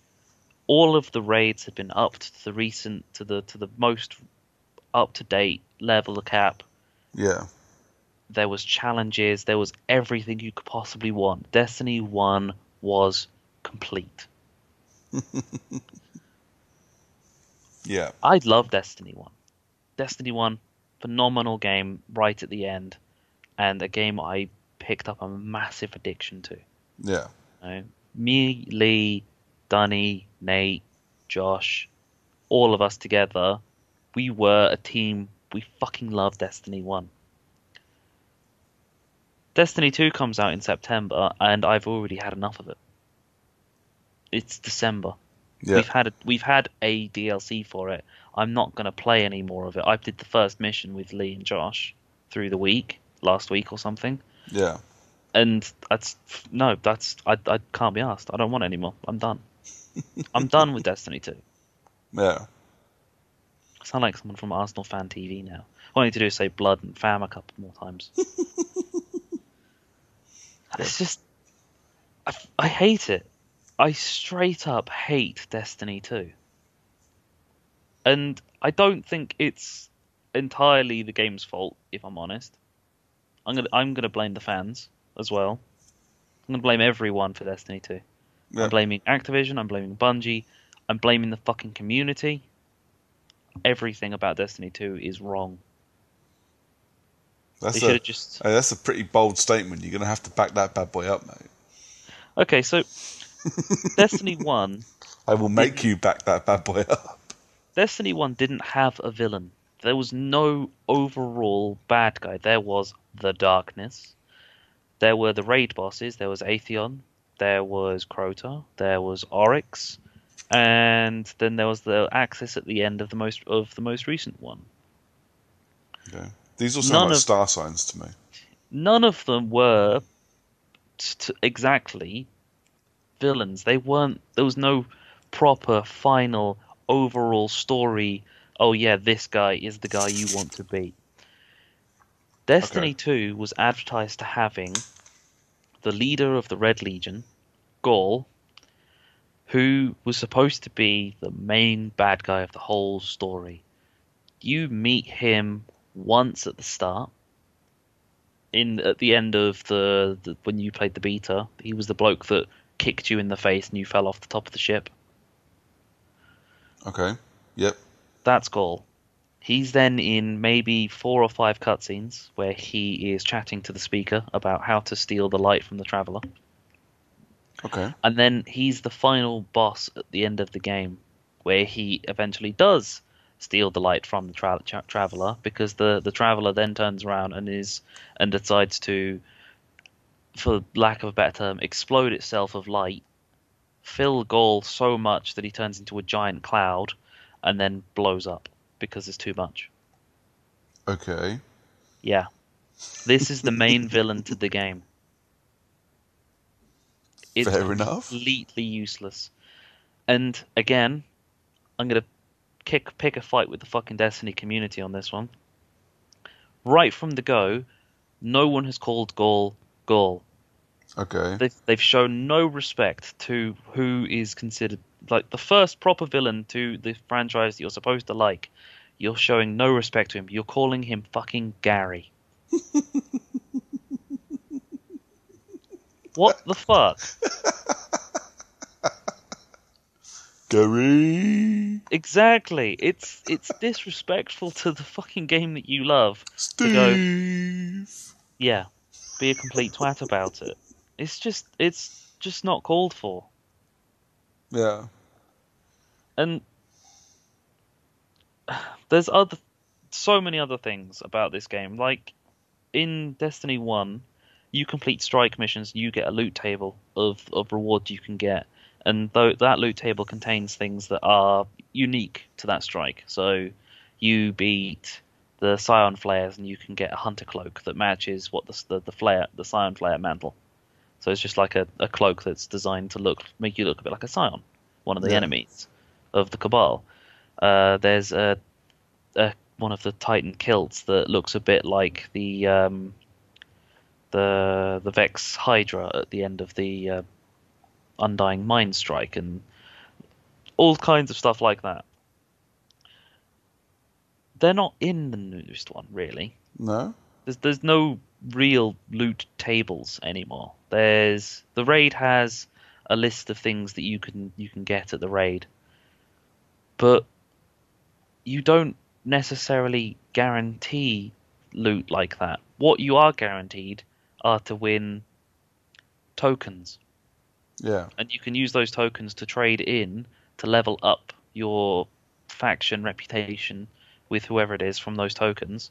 And Yeah. each time you level it up, you get a free engram. That free Okay. engram is set to your base level. Your base Okay. level is what your current level is minus an arbitrary number based on how much over leveled some of your gear is. Fair So enough. at the moment I'm 305 light, which is what I consider to be the maximum, really. That's your rap name. Yeah, 305 light. Um, but the stuff that I get is about 280. Like that's my residual light level is Yeah. around 280. So I pick something up and that's in my random engram that's 280 light. That's not good enough for the kit that I'm doing. So I pick it up and I look at the rolls, and if the rolls on them are better than the gun that I've got, I can infuse my gun into it. 9 times out of 10, they're not better. They're usually about the same.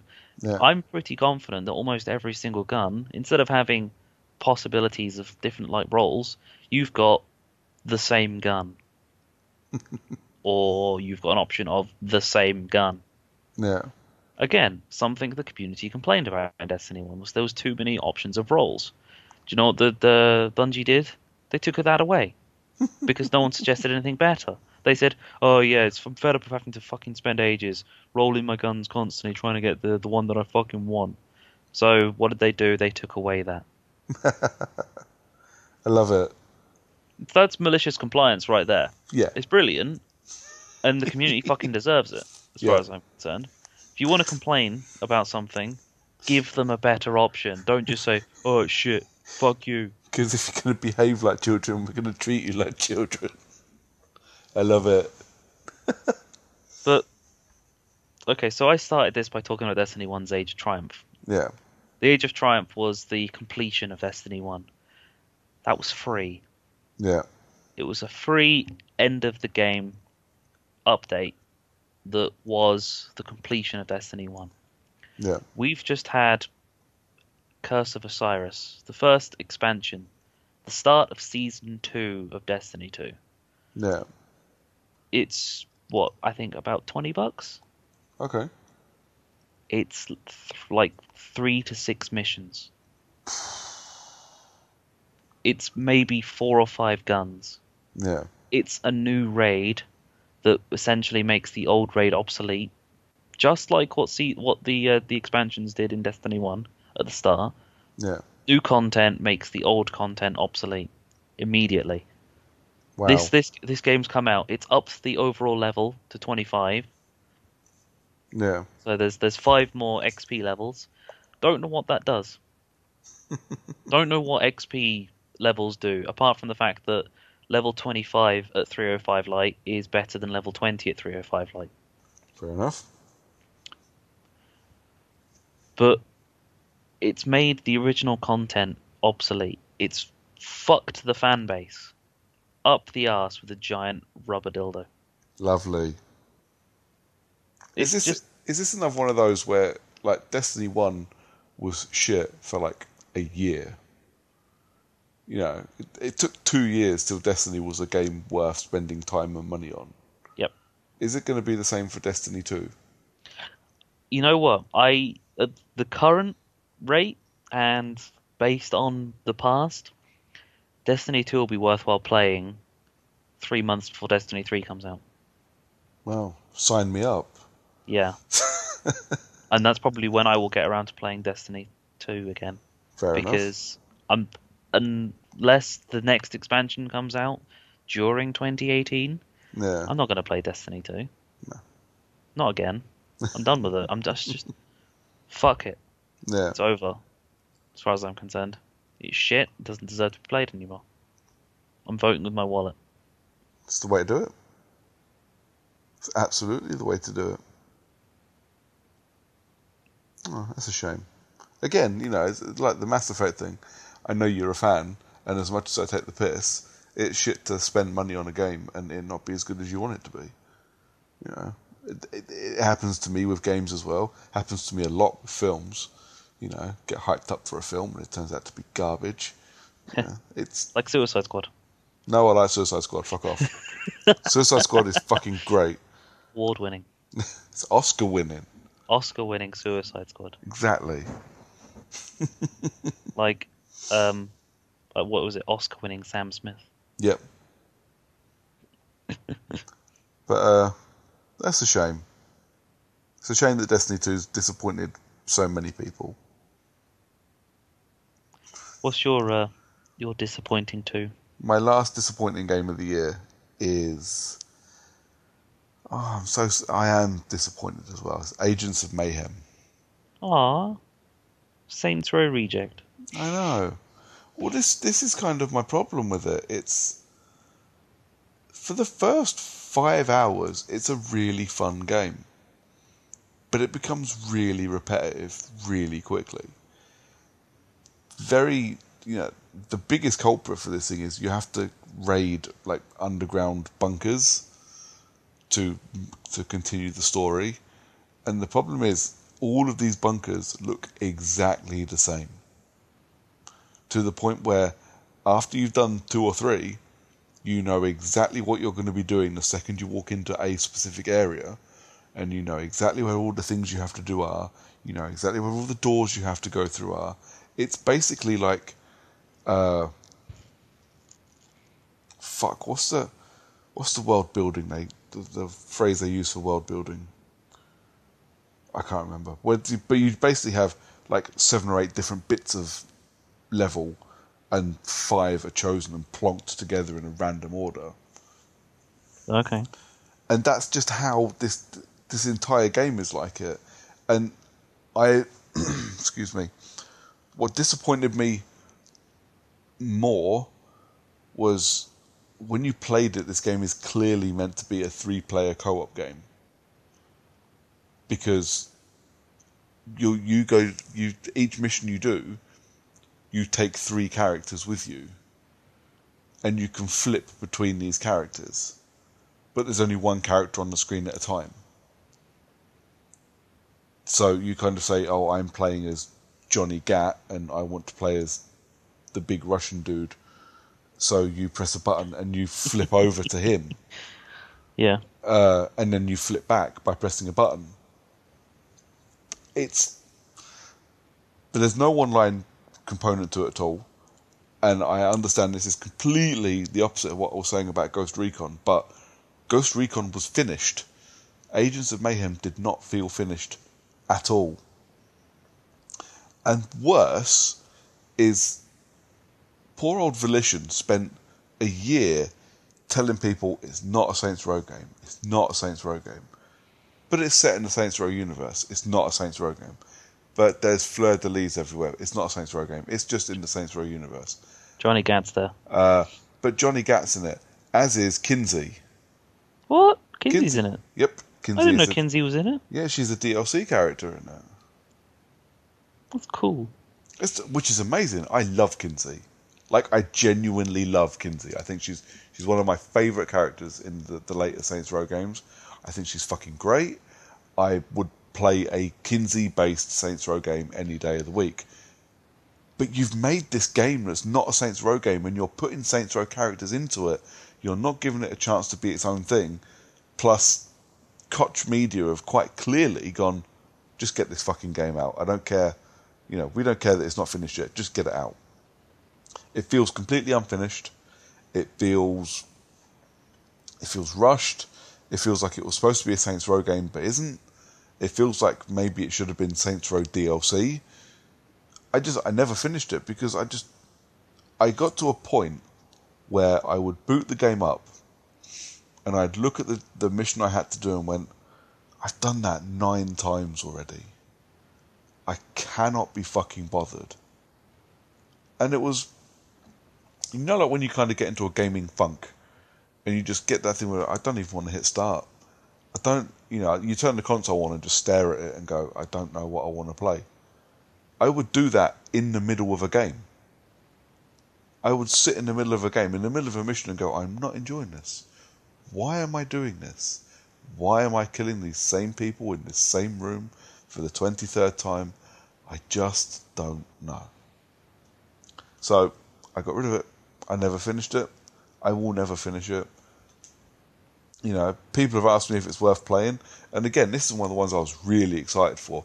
Because I am a fan of Saints Row. And I am a fan of the kind of humour that comes out of Saints Row. And that's what I wanted. I didn't want a Saints Row game. But I wanted a game made by the people that made Saints Row that felt like a Saints Row game. Just, you know, Saints Row 5. Give me Saints Row 5 any day. Absolutely. But do you know what I mean? It's like liking Kevin Smith films. Like, I loved Clerks. So his next film, I don't want Clerks, but I want something that's as funny as Clerks. I want it to be a Kevin Smith film. And that's what you get with, like, Mallrats. What I don't want is Tusk, which is pretty much what I got with Agents of Mayhem. It's just not worth your time. And I was just so sad. I was genuinely gutted. I really wanted it to be good. And I tried really hard to convince myself I was enjoying it. And I just wasn't. But yeah, that's my most disappointing game. I've just knocked something over. Fuck. That's my most disappointing game of 2017. Well, give us your last game of your list then, mate. So, my last game of the list is a game that I played pretty recently. So, and it's not a console game. Okay. It's a handheld. So it's still a handheld console. Masturbation does not count on this list. It does. It's masturbatory. No, it's Pokemon Ultra Sun. Okay. It's a handheld game, so it's a 3DS title. It's, lack of a better term, it's the, like I've said before, it's the big brother to Sun and Moon. There's the Ultra Sun, Ultra Moon franchise. It brought back enough joy and memories of classic Pokemon games. That's the reason to why I kept sticking with it. I kept playing it because it was fun. It was something that Pokemon has kind of stopped being for me, like, for the last couple of games. I loved Sapphire and when that Omega Ruby, Alpha Sapphire when they came round because they were remakes of Ruby and Sapphire. So games that I played back when I was, you know, mid-teens, early teens. Yeah. So it's a game that's fun, and I got lost in the amount of time I spent playing it. I didn't know how far along into the game I was, because I just kept playing it. It's like in the podcast, I said I've no idea how far into the story I am. Yeah. It's like, normally in a Pokemon game, it's quite easy to tell how far along you are because you've got X number of badges. because there's 8 and then the Elite Four and the champion to beat. Yeah.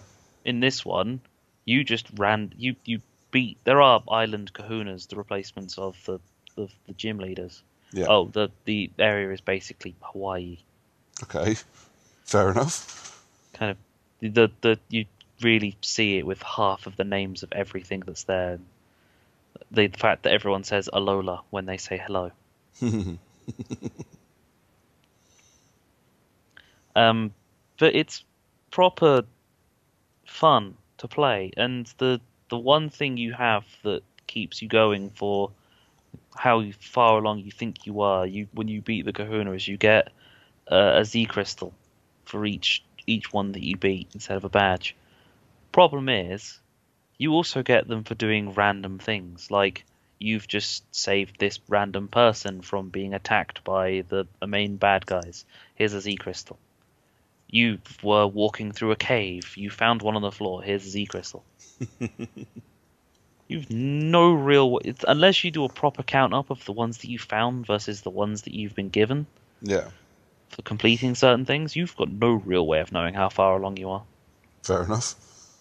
And once you beat the Elite Four and you become the champion, there's bonus content. There's post-game episodes, as they call them.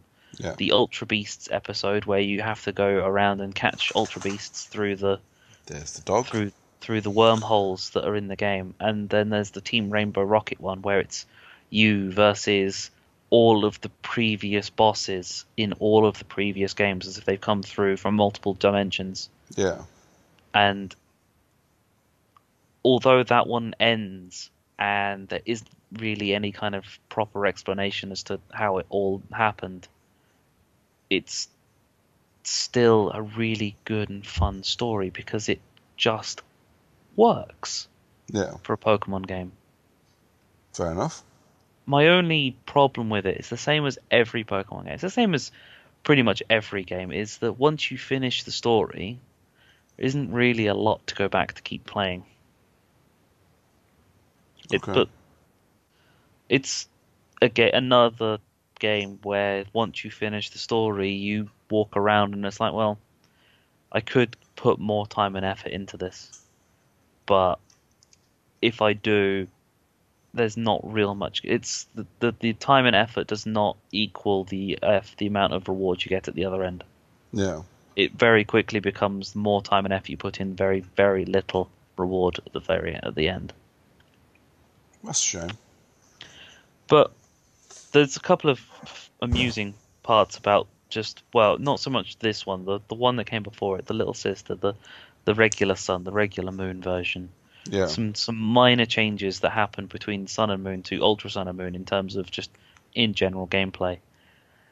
For one of the island challenges, you have to collect a load of ingredients to make a soup, basically, to bring out the final Pokemon enemy to face in the area to beat. Okay. When making the soup, there's a little mini game where the character that's making the soup is a young girl, relatively speaking to our age, obviously, but to the age of the character you're playing, who's 11. She's older than you, obviously. Okay. So she's like maybe 16 to 18, maybe 20 something. There's the quick time event-ish kind. You just press A. But it's a picture of her making soup, and the caption at the bottom is "Press A to pound." Okay. Yeah. That's okay. That's weird. Yeah. This is a game aimed at children. Yeah. That's a bit dodgy, mate. That's taken out of the Ultra Sun and Ultra Moon. Good. Good. Yeah.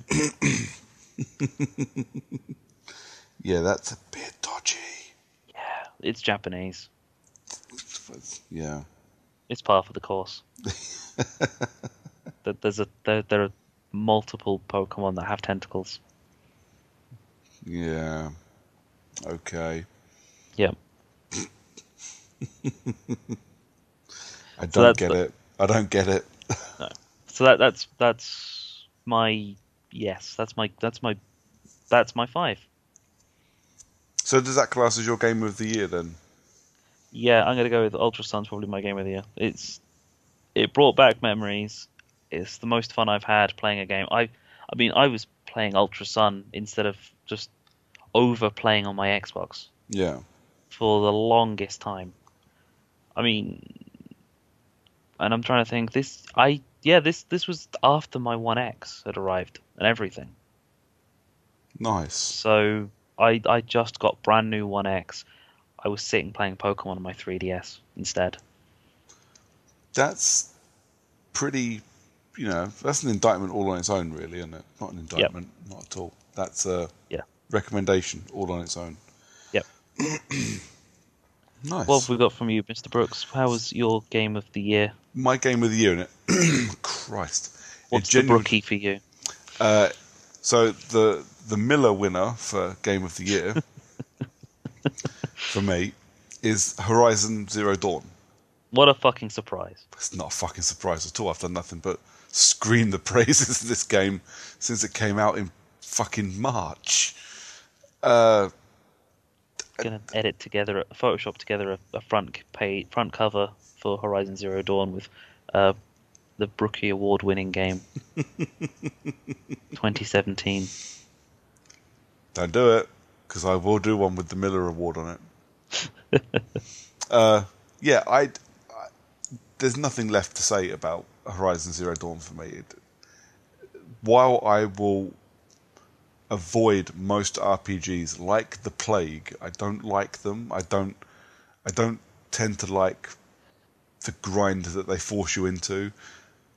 I don't usually have the ability to find 30 to 40 hours to play a standard RPG, let alone be the kind of dickhead that can lay 100 hours into Skyrim or The Witcher or whatever. But I happily, without even thinking about it, threw 30 hours or more than 30 hours into Horizon Zero Dawn and loved every second I was in it. I thought it was fucking brilliant. A completely immersive world from a developer that, love them or hate them, have done nothing but corridor shooters their entire career. So for them to go from corridor shooters, gorgeous corridor shooters, they're the guys that made Killzone, but to go from gorgeous corridor shooters, depending on who you talk to, of varying quality, to this massive game that people have been comparing to Zelda Breath of the Wild. I don't know if that comparison's appropriate. I've not played Breath of the Wild yet, but the Breath of the Wild won multiple Game of the Year awards. Horizon Zero Dawn got snubbed in every category it was in at the Game Awards the other week. Completely unjustified. Even from a biased perspective, the game is near perfect. It's got a fantastic story, a really interesting story, an interesting world that it throws you into. They call it the post-apocalypse. So we've had an apocalypse, and now, there are tribes everywhere, and, an established society. There just happen to be big robotic dinosaurs everywhere as well. Why was it snubbed? What was it in? What won instead? I'm guessing like PUBG. Breath of the Wild won best game. I can't remember off the top of my head. I can double check while we're talking.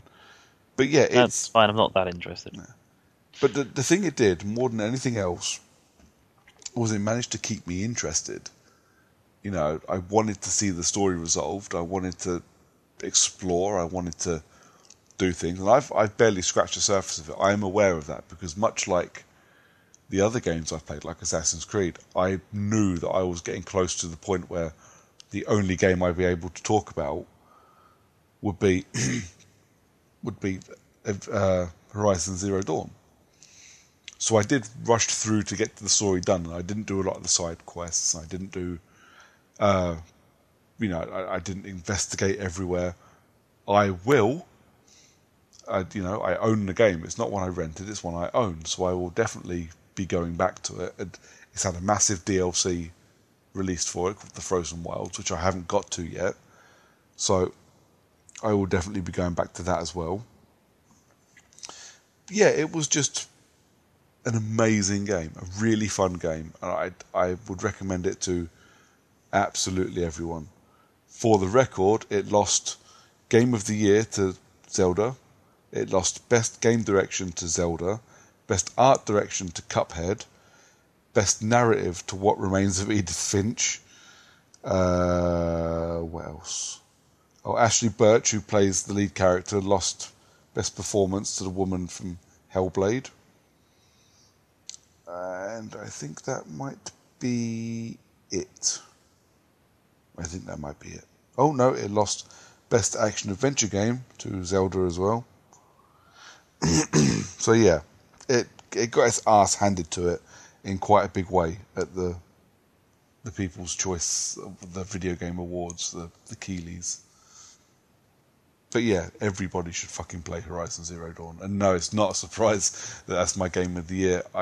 Because it sticks with you. It's a story that you can't help but think about. It's poignant. On the surface, it looks like it's just going to be a crap you versus robots game. But if you scratch just a little bit, there's a story about humans wiping each other out. There's a story about us bringing about our own destruction by accident and somehow at the same time completely on purpose.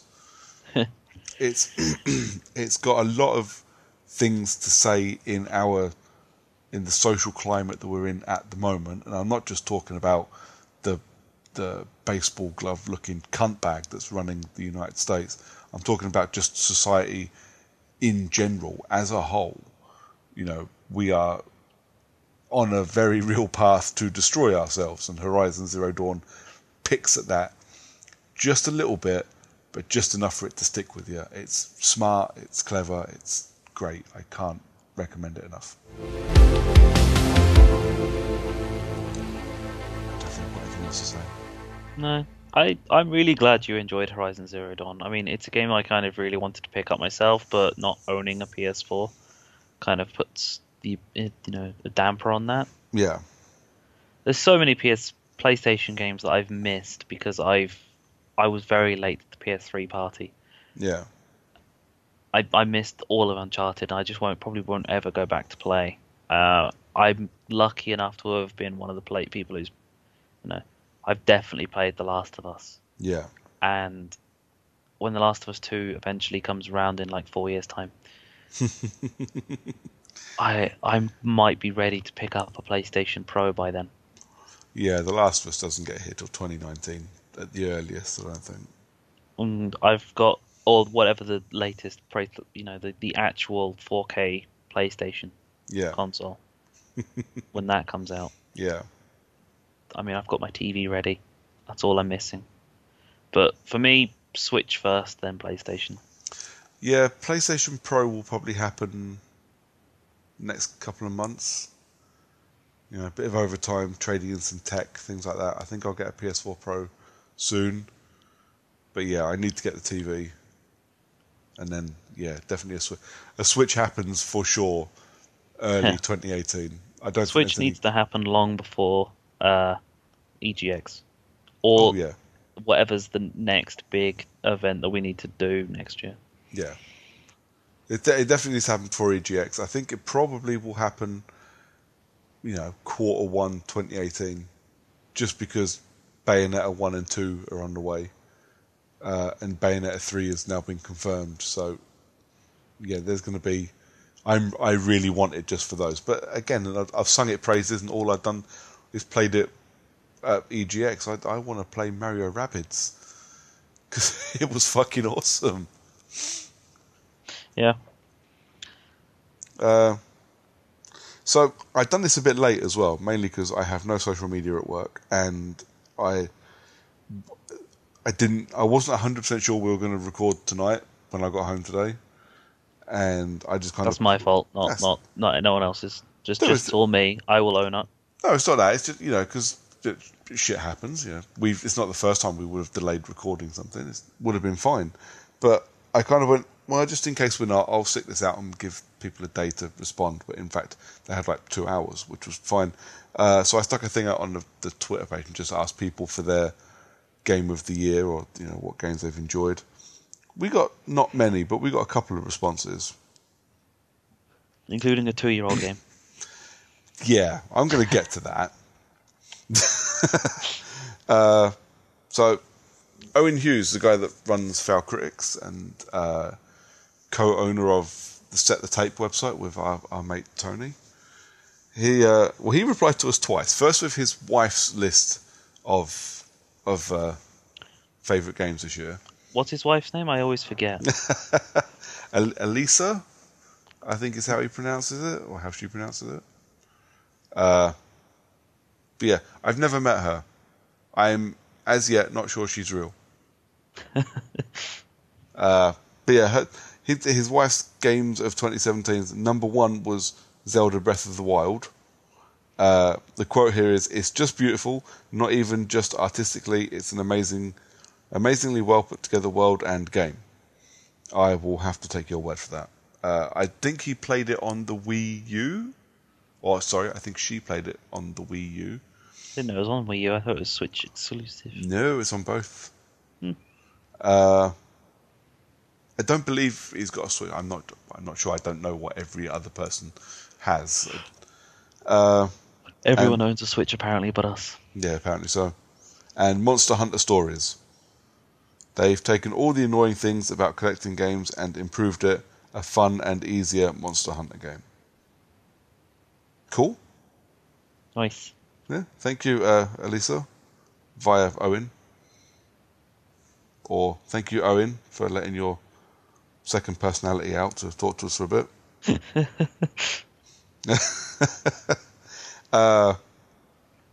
Unsurprisingly, if anybody listened to the episode that he was on, because Matt joined us for a chat about Resident Evil 7 when it first came out. Our mate Matt Lambourne from the RDGS podcast and many and varied other things has said Resident Evil 2. Resident Evil 2? Yep. Resident Evil 7. Resident Evil 7 still remains top of the list. Nothing has got close to it for shock and entertainment. A truly awesome comeback. I agree with all of that. The shock of the quality, the shocks as scares, perfect.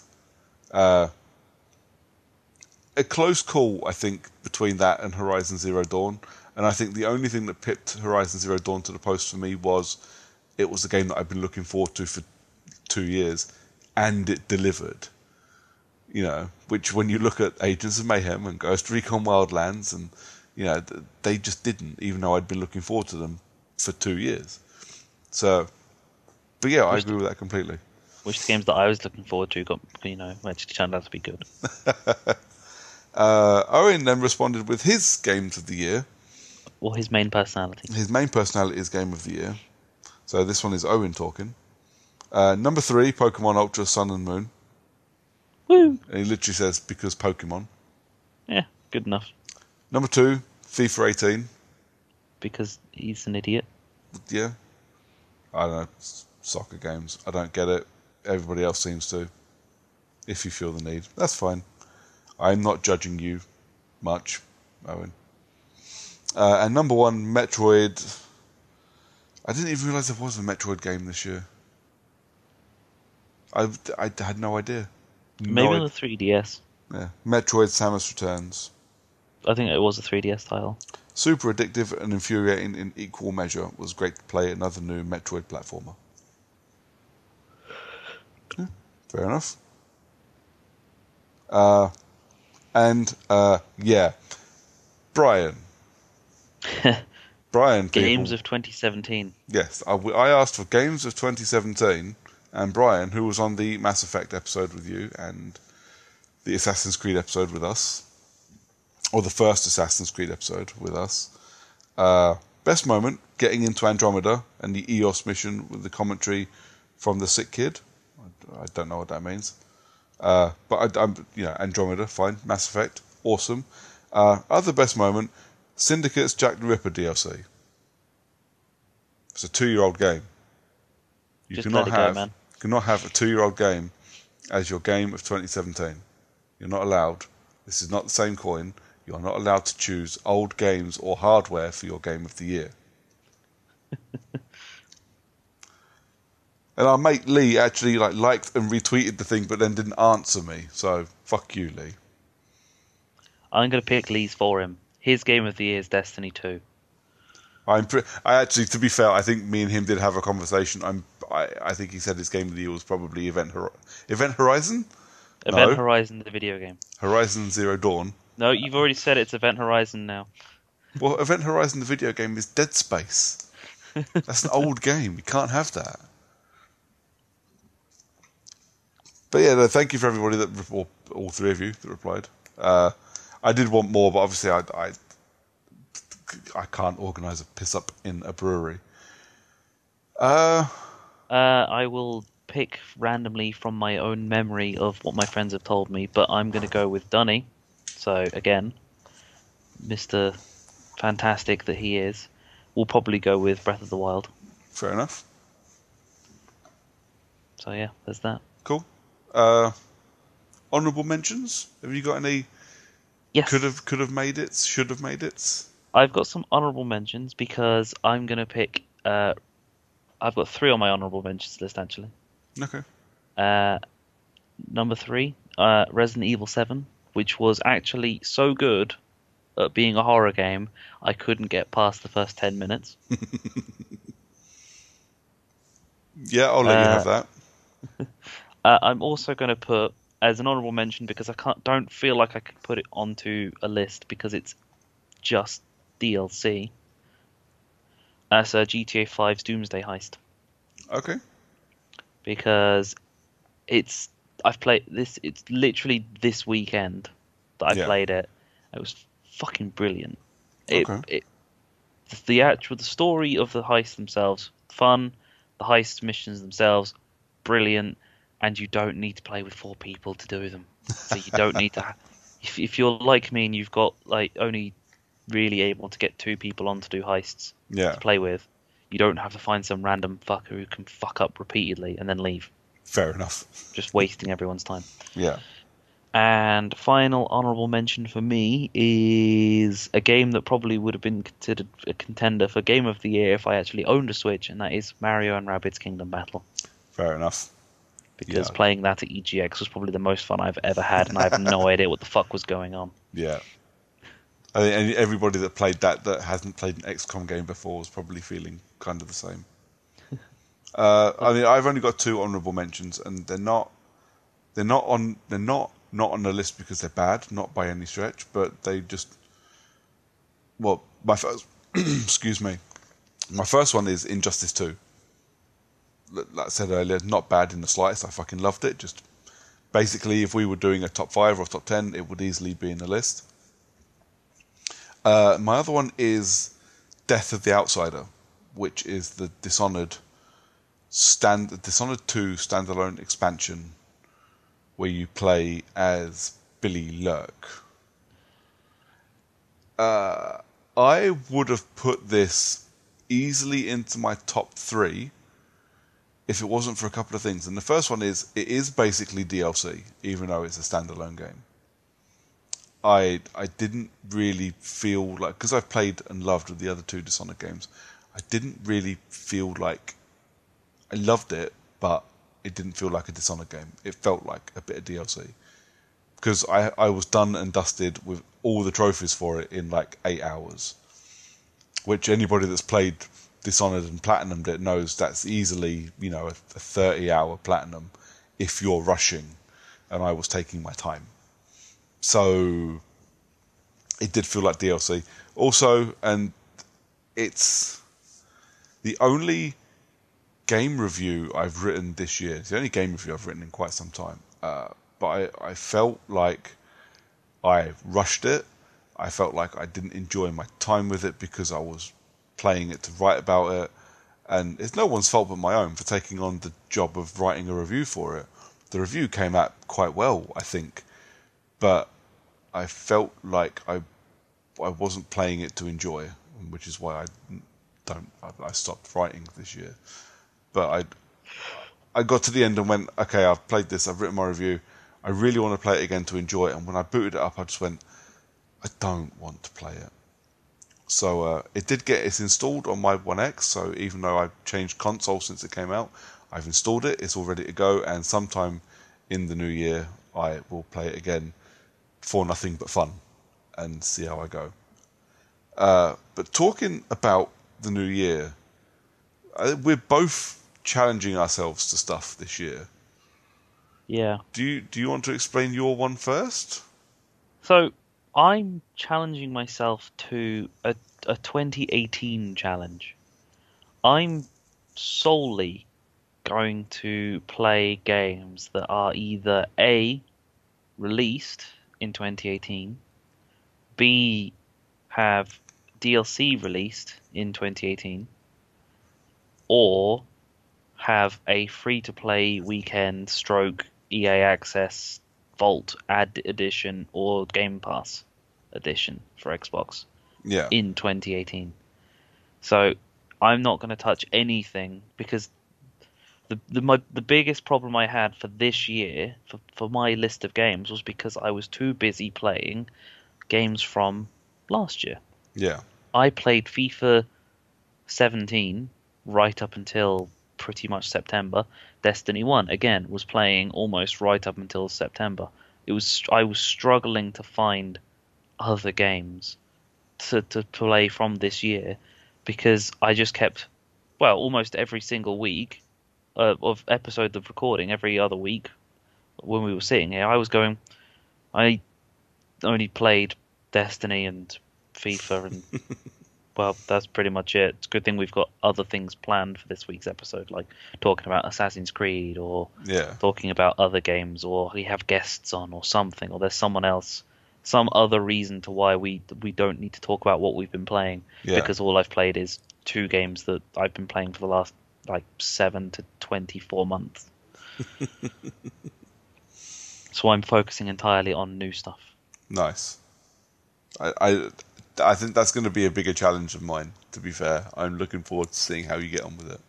I'm struggling. I've already looked at the list of titles, and the first game I can properly play isn't until like the 26th of January. I said this before we started recording. You're absolutely going to be on like Steam Greenlight and just downloading something that came out on like the 1st of January. Or I just Like need to avoid 2018 simulator or something.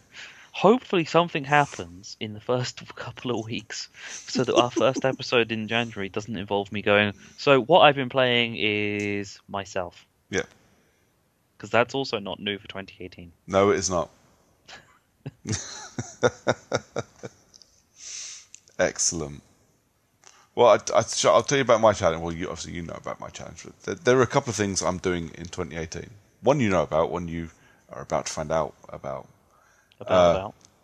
So the first one is my game challenge. So kind of inspired by this year, where I challenged myself to watch 365 different films in a year. So one a day, which I want to say I destroyed it, but I didn't because I had to delay it for things, and then I'm at like 402 at the moment. So destroying it would have been like 450, 500, but I made it, and we're still days to go.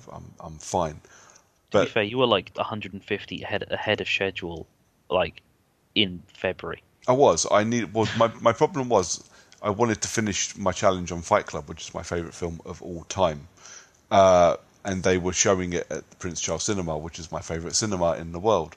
So I had to literally stop dead, like at the beginning of August, and not watch any films because I was going to Fright Fest, which in 5 days is 32 films, and then go to the Prince Charles like 2 weeks later, and I was in quite serious.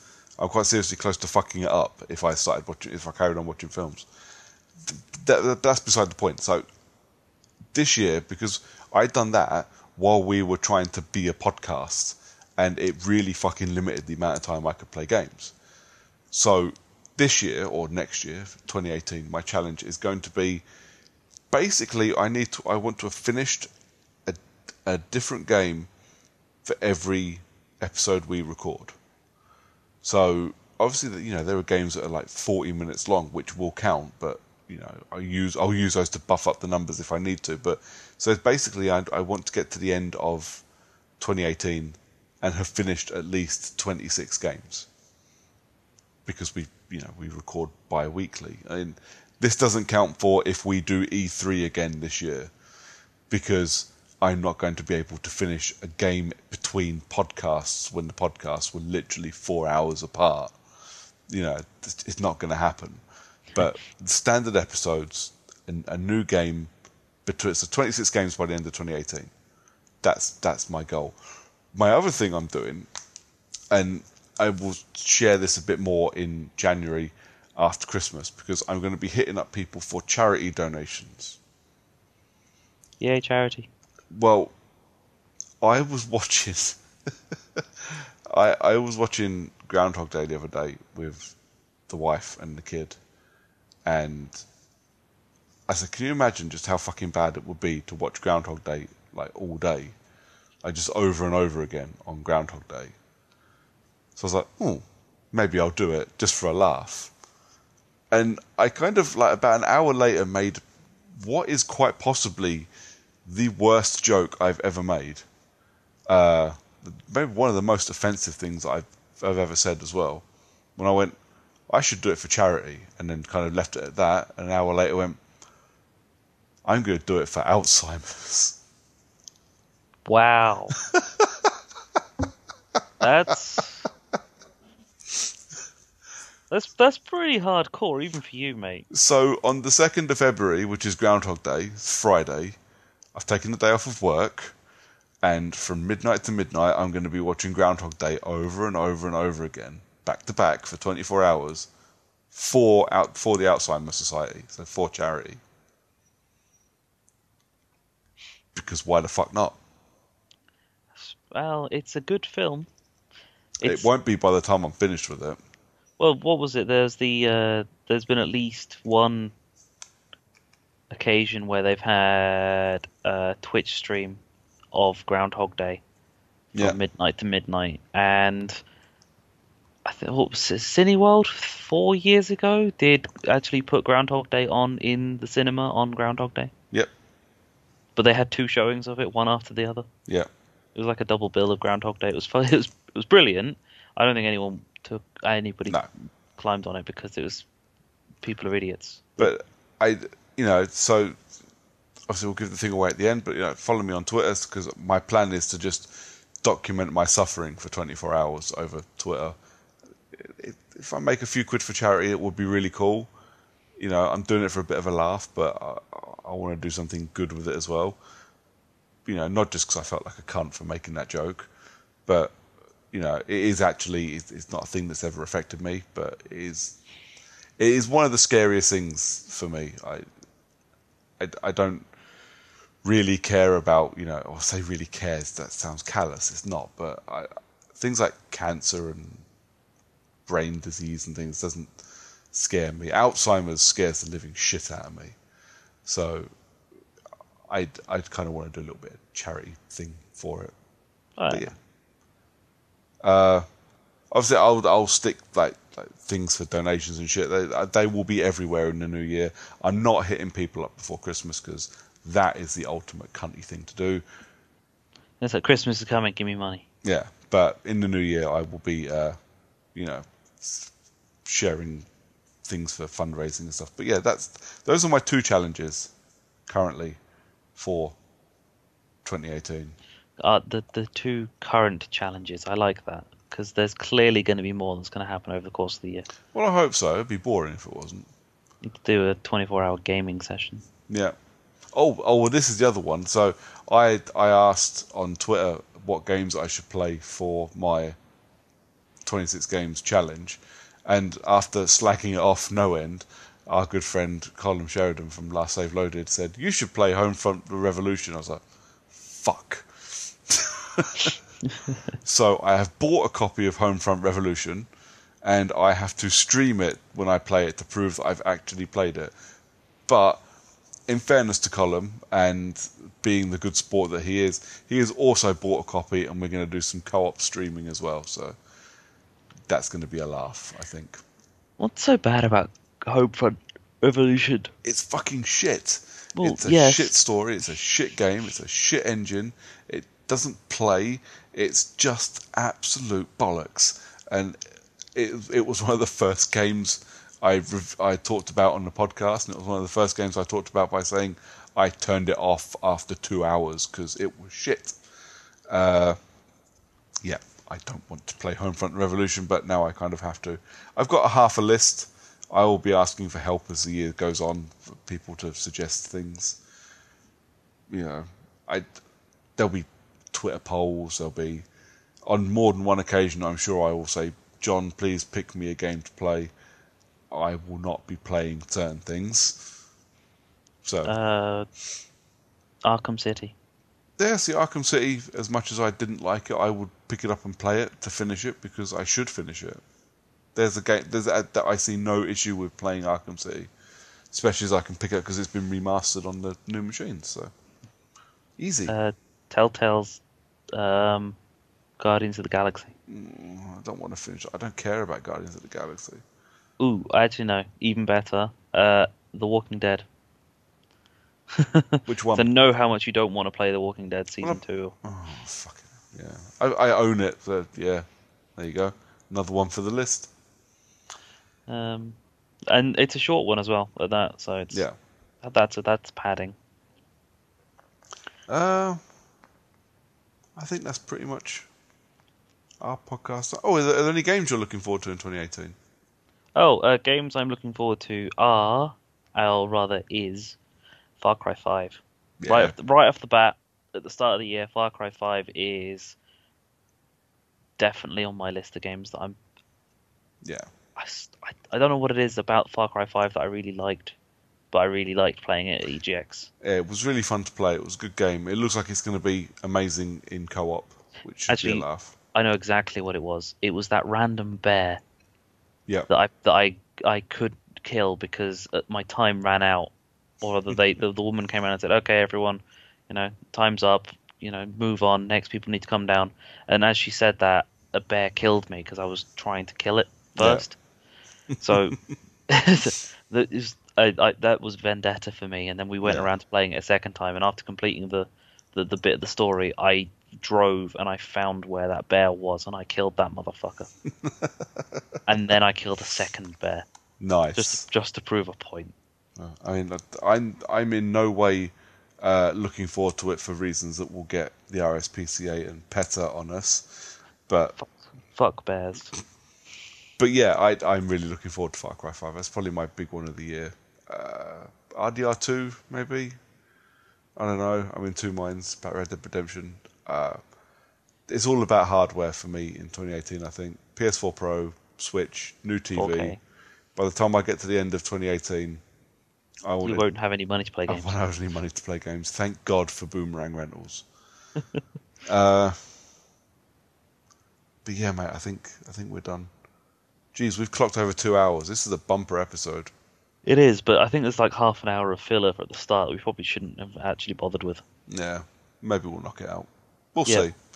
So yeah, I suppose before we go, actually, because I do it every couple of weeks or every couple of episodes, and it's Christmas. I allow it. And you allow it. It's Christmas, so people got extra time off work, so when you're done with our bumper episode, there are a few podcasts that you have to go and listen to if you don't already, because they're great and I listen to them all the time. So we have Last Save Loaded, as I've mentioned them a couple of times, with Colin and Justin. They're really cool. Basically, a couple of guys like us who just talk about playing video games. Foul Critics. As this episode goes up, their Star Wars special should have gone up. I haven't listened to it yet because I wasn't on it, because I'm not allowed to talk about Star Wars. But yeah, go listen to them. The Ped and Mella Show are fucking great. Just a pair of dickheads, or three dickheads, I suppose, who just give each other shit and tell funny stories. Just a chat podcast, but they're really, really funny. I can't recommend them enough. Most of my other ones are horror film-based podcasts, which I'm not sure would interest many people, but The Movie Crypt and Shockwaves are my two favourites. I am not in the slightest going to recommend you go and listen to The Same Coin, because they're dickheads and they have all stopped. The Same Coin is no more. There's no more Same Coin. They aired their final episode last week, and the guys have all gone off to do their own things, which is a real shame because they are my favourite podcast. Bunch of selfish pricks, really. Yeah, they've been going for 5 years and they just decided to, hang up their tools, turn their mics off. They've taken their ball and gone home. They have, the fuckers. Obviously, real life gets in the way for everybody. Shit happens. Not good enough. But, it's a shame. They are my favourite podcast. Probably, easily my favourite video game podcast. They're 4 guys. They were just such a laugh to listen to, and it's a shame they're not around anymore. But, good luck to them, whatever they decide to do. And, I'm sure they'll be around in some form in 2018. It just won't be the same coin. I'm sure we could probably get them on here at some point. Yeah, I might try. But yeah, now I'm done. I suppose we best wrap this up. It's been a long episode. It's time to go to bed. It's 11:30 almost, and I have to be at work early tomorrow. Until the new year, mate, where can people find you? People can find me on Twitter as the John_CU, on Xbox Live as Long Dong Silver. Cool. You can find me on Twitter. I'm at Brooker411. As a pair, you can find us at Character Unlock on Twitter, Facebook.com/Character Unlock, Instagram.com/Character Unlock, YouTube.com/blah. I don't know what it fucking is, but we are on YouTube as Character Unlock. We are putting up a few gameplay videos. All our podcasts end up on there. The ones that don't get taken down because I've used copyright music in it. In the new year, so obviously with this gaming challenge, I'm sure the pair of us will be doing a little bit more streaming than usual. So yeah, Twitch streams, Mixer streams, all kinds of crap. Yeah, Twitch, Mixer, YouTube, everything. It'll all be kicking off in 2018. But yeah, I think that's us pretty much done. I'll leave it with thank you everybody for listening to us this year, especially the people that followed us when we were no longer Foul Critics. That was from like September onwards. It's been a ride. It's been fun, and I'm looking forward to doing more next year. And yeah, I hope our 3 listeners have a very good Christmas and a very good New Year, and we will see you first week of January. Will be our next episode. Woo! Until then, mate, say goodnight, John. Good night, John. Good night, John.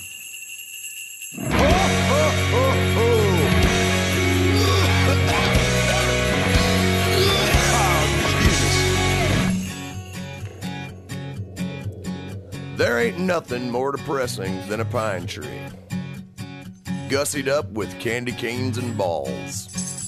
Those carolers have kept me up for hours. It's Merry Christmas seeping through my walls. No, I'm no Wiccan commie nut or nothing, but there's one damn holiday that I can't stand. It ain't Halloween or Thanksgiving or even April Fools, but it'll surely make a fool out of every man. Ha! If I ain't drunk, then it ain't Christmas. You know where to stick those jingle bells. If I ain't hammered, it ain't Hanukkah. And all you motherfuckers go to hell.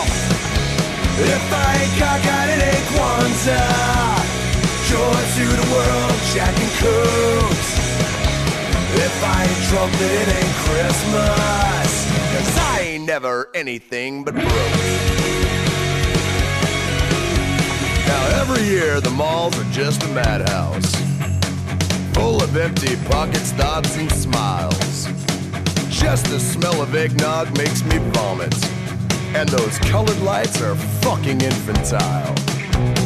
I think we collectively as a people should rise against this corporate jolly noise and tell the world, let's buy some peace and quiet for a change before we spend it all on fucking toys. Ha! So if I ain't drunk, then it ain't Christmas. You know where to stick those jingle bells. If I ain't hammered, it ain't Hanukkah. Fa la la la, go fuck yourself. If I ain't cockeyed, it ain't Kwanzaa. Joy to the world of getting stoned. If I ain't drunk, then it ain't Christmas. So leave this goddamn Scrooge the fuck alone. Ha!